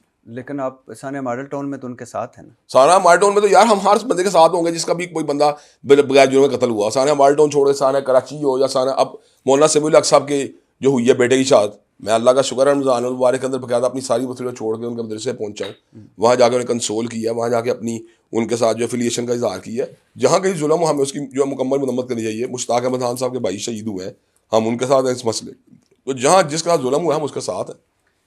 الیکشن بھی لڑتے ہیں آپ؟ جی جی. کتنی مرتبہ ہار چکے ہیں الیکشن کا تو ہارتا جیتا رہتا بندہ, اس میں کوئی ایسی بات. کتنی مرتبہ ہارے ہیں؟ میں دیکھیں ابھی تک جماعتی طور کے اوپر جو میں نے الیکشن جو لڑا ہے, ایک پچھلا الیکشن لڑا اس وقت تو پھر میری جماعت رجسٹرڈ نہیں ہو سکی. ابھی تک میری جماعت رجسٹرڈ نہیں ہو سکی. جماعت میری رجسٹرڈ ہوگی تو انشاءاللہ اس کے بعد پھر ساری چیزیں سامنے. لیکن ابھی تک کتنی دفعہ آپ الیکشن لڑ چکے ہیں؟ میں اس وقت جو ہے باقاعدہ طور پہ 3 دفعہ الیکشن لڑ چکا ہوں. اور تینوں مرتبہ ہارے ہیں. اور میکسیمم ووٹ کتنے ملے؟ 12,000 ووٹ ملے ہیں مجھے شہباز شریف کے مقابلے. ہاں. کیا وجہ ہے کہ اسلامی جمہوریہ پاکستان, علامہ احسان الہی ظہیر اور ابتسام دیکھیں بنیادی طور پہ بات یہ کہ ہم پیسے ضائع نہیں کرتے الیکشن میں, وہ پیسے ضائع کرتے ہیں اس کے ذریعے خریدتے ہیں ووٹوں کو. وہ بتائیں نا جو آپ کہتے تھے کہ جب میں بھی خرید سکوں. میں یہی بتاؤں, یہ پھر واضح بات ہے, یہ تو باتیں دمنی تو یہ مذاق کے طور پہ لائٹر نوٹ میں ہوتی ہیں یہ باتیں. لیکن آپ یہ بتائیں ایک بندہ جو ہے وہ ووٹروں کو بھی خریدتا ہے اور اس کے بعد ریگنگ بھی کرتا ہے اور اس کے بعد وہاں جا کے وہ بھی خرید لیتا ہے, یعنی الیکشن بھی خرید لیتا ہے. آپ سمجھتے ہیں کہ شہباز شریف نے خرید کر آپ؟ ہاں تو خریدا ہوگا, اس میں کون سی ایسی بات ہے. اس لیے کہ کرائم بھی ایسے جو انڈیکیٹ کرتا ہے خریدا ہوا ہے. یعنی آپ وہ انہوں نے ووٹ خریدے اور آپ ہار گئے. ووٹ خریدے بھی اور بعد میں بھی خریدا, الیکشن بھی خریدا. اچھا, الیکشن بھی خرید لیا, ووٹ بھی خرید لیا اور آپ ہار گئے. ہاں ظاہری بات. اور اگر فیئر ہوتے آپ جیت جاتے. فیئر ہوتا کچھ اور رزلٹ ہوتا, میں نہیں کہا جیت جاتا, رزلٹ کچھ اور ہوتا. کچھ اور تو وہی ہوتا نا, یا وہ نہیں کہہ رہے مطلب ہمارے ووٹ بہت آتے ہیں, وہ اتنے نہ نظر آتے. 8 فروری 2024 کے الیکشن کو آپ کس طرح دیکھتے ہیں, کون جیتا تھا؟ میں یہ بات سمجھتا ہوں کہ بہت سے مقام میں ریگنگ ہوئی ہے, بہت سے مقام میں چیزیں مینیپولیٹ کی گئی ہیں, بہت سے مقام میں چیزوں کو مینیج کیا گیا. کون جیتا ہے, پارٹی کون جیتا؟ دیکھیں یار یہ تو بات کرنا اس لیے کچھ مشکل ہوتا ہے کہ ہم تو اپنے حلقوں کے بغیر ہی نظر رکھتے ہیں, اور انشاءاللہ اللہ تعالیٰ نے چاہا تو ہماری قرآن سننا موومنٹ بھی آئندہ پورے ملک سے الیکشن لڑنے کے لیے ہم اپنے آپ کو تیار کر بھی رہے ہیں. لیکن میں یہ بات سمجھتا ہوں اس کے بارے میں کوئی ججمنٹل کوئی بغیر بات کرنا مشکل ہوتا ہے. میں ایز اے پاکستانی آپ کی رائے, آپ بڑے باخبر ہیں اس حوالے سے, 8 فروری 2024 کے الیکشن میں نمبر 1 پارٹی کون سی تھی؟ میں سچی بتاؤں اس کے بارے میں کہنا کچھ مشکل ہے میرے لیے. اس میں کوئی تفاوضات نہیں ہے, نہ مجھے کسی کا دباؤ ہے, نہ مجھے کسی ادارے کا دباؤ ہے. وہ سچی بات نہیں, میں ادارے کی تو بات ہی میں اس لیے کہنا چاہ رہا ہوں, آپ کے شاید میں کسی دباؤ کے میں کہہ رہا ہوں, میں کچھ کہنا مشکل ہے میرے لیے. اچھا, اور کبھی ملے ہیں آپ زندگی میں عمران خان صاحب کو؟ ملا ہوں, کئی دفعہ ملا ہوں. کیسا پایا آپ نے ان کو؟ اچھی باتیں بھی ہیں, کمزوریاں بھی ہیں. اچھی باتیں کیا ہیں؟ اچھی باتیں یہی ہے کہ یار اچھے طریقے مل لیتے ہیں بندوں کو, بس یہی مجھے تو نظر آئی. اچھے طریقے مل لیتے ہیں لوگوں کو, ایک وی آئی پی بندہ اچھے طریقے مل رہا, اچھی بات ہے. یہ ایک وی آئی پی بندہ اور اچھے طریقے سے ملتا ہے, یہ اچھی باتیں ہیں, اچھی بات ہے. اور اسے کیا کہا جائے گا کہ اچھے طریقے لوگوں میں مل لیتا ہے. اچھا, یعنی پہچان جاتا ہے بندے کو کچھ سالوں کے بعد بھی. اچھا, آپ کو پہچان گئے تھے؟ مجھے تو اچھی طرح پہچانتے ہیں, میرا خیال ہے. کیا ملاقات میں کوئی خاص بات ہے؟ وہ آتی خاص بات نہیں ہوتی. اس کی وجہ کہ آپ کو سچی بات ہوں, کم از کم 10 سال سے ایسا میرا ذہن بن چکا ہے کہ میں سیکولر جماعتوں کی طرف مائل کوئی نہیں. نہ میں نواز شریف سے مائل ہوں, نہ میں عمران سے مائل ہوں, کیونکہ ان کے ایجنڈے میں نفاذ شریعت کوئی نہیں ہے. ان کے ایجنڈے کے اندر پاکستان کو ایک باقاعدہ طور پہ ایک اسلامی ویلفیئر اسٹیٹ بنانے کا ایجنڈا نہیں ہے. یہ ایک پاور اسٹرگل ہے, دونوں طرف سے وہ لگے ہوئے ہیں, اور دونوں کے اپنے اپنے ٹارگٹس ہیں. اس کے اندر اسلام جو ہے نا پوری طرح فٹ کہیں نظر نہیں آ رہا. آپ مجھے کمزور باتیں بتا دیں. اچھی باتیں تو بڑی آپ نے خوبصورت باتیں بتائی ہیں کہ ٹھیک طریقے سے مل لیتا ہے. خوبصورت باتیں بتا دیں عمران خان. واقف کار وہ چیزیں مل جاتا ہے, نہ واقفوں کو بری طرح مل لیتا ہے. اچھا یہ کمزور ہے, اچھی بات ہے کہ عجیب بات ہے, واقف کار وہ صحیح طرح مل لیتا ہے. بڑی بات ہوتی ہے آج کل, بندے کی پوزیشن میں آ جاتا ہے, بندہ واقف کار وہ بھول جاتا ہے. اور نہ کمزور ہے کہ نہ واقفوں کو بالکل ہی فارغ کر دیتا ہے. یہ بری بات بھی ہے. اچھا, اور آپ سمجھتے تھے as a Pakistani, as a political leader, یا پولیٹیکل لیڈر تو خیر میں ہمیشہ کہتا ہوں یہ قائد اعظم ہی تھے اس ملک میں, باقی سارے سیاستدان ہیں.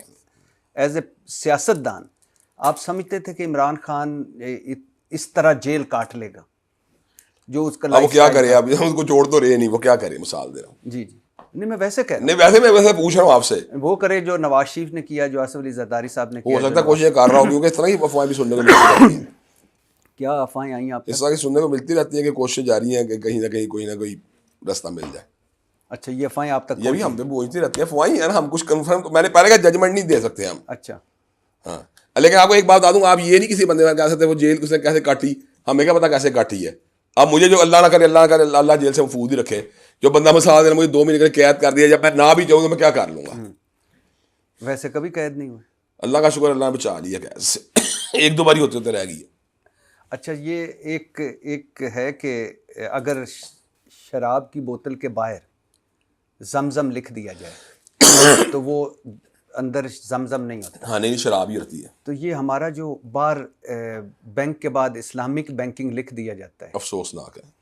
یہ جو فتوے مفتی تقی عثمانی ہم نہیں صاحب, مطمئن فتویٰ سے, سچی بات ہے, ہم نہیں مطمئن. یہ نہیں ہونا چاہیے. یہ نہیں ہونا چاہیے, سچی بات ہے. اس کے لیے کافی توجہ کی ضرورت ہے. آپ سمجھتے ہیں کہ ایک دن جو آپ کے ذہن میں شریعت ہے وہ اس ملک میں نافذ ہاں ہوگی, ضرور ہوگی انشاءاللہ, ہر صورت ہوگی. میری دعا ہے کہ اللہ تعالیٰ ابتسام الہی ظہیر صاحب کے منہ سے آئندہ محبتیں نکالے, جوڑیں وہ سارے. میں محبتیں دے رہا ہوں پہلے ہی, جوڑیں وہ سارے. دیکھیں پہلے محبتیں دے رہا ہوں. اگر آپ کے انجینئر محمد علی مرزا ہی محبت کا حقدار ہے تو الگ بات ہے. ویسے اگر سچی بات ہے, میں محبت بانٹ رہا ہوں. اللہ کرے نہ میں کوئی دیوبندیوں کو بگا رہا ہوں, نہ کوئی بریلیوں کو بگا رہا ہوں, نہ شیعوں کی تکفیر کر رہا ہوں. میں تو ہر بندے کا اچھے طریقے سے پیش آ رہا ہوں. اگر انجینئر محمد علی مرزا نہ کرتا صحابہ کرام کی توہین, نہ کرتا بے لگامی بے زبانی, اور نہ کرتا ائمہ دین کے بارے بھونک بانگ کے لفظ, تو شاید آج حالات مختلف ہوتے ہیں. تو اللہ کرے آپ ساروں کو اکٹھا کر سکیں, اور اللہ کرے یہ نفرت اور تقسیم جو اس ملک میں ہے اس میں آپ کمی کا باعث. مجھے بہت خوشی ہوئی آپ سے مل کے.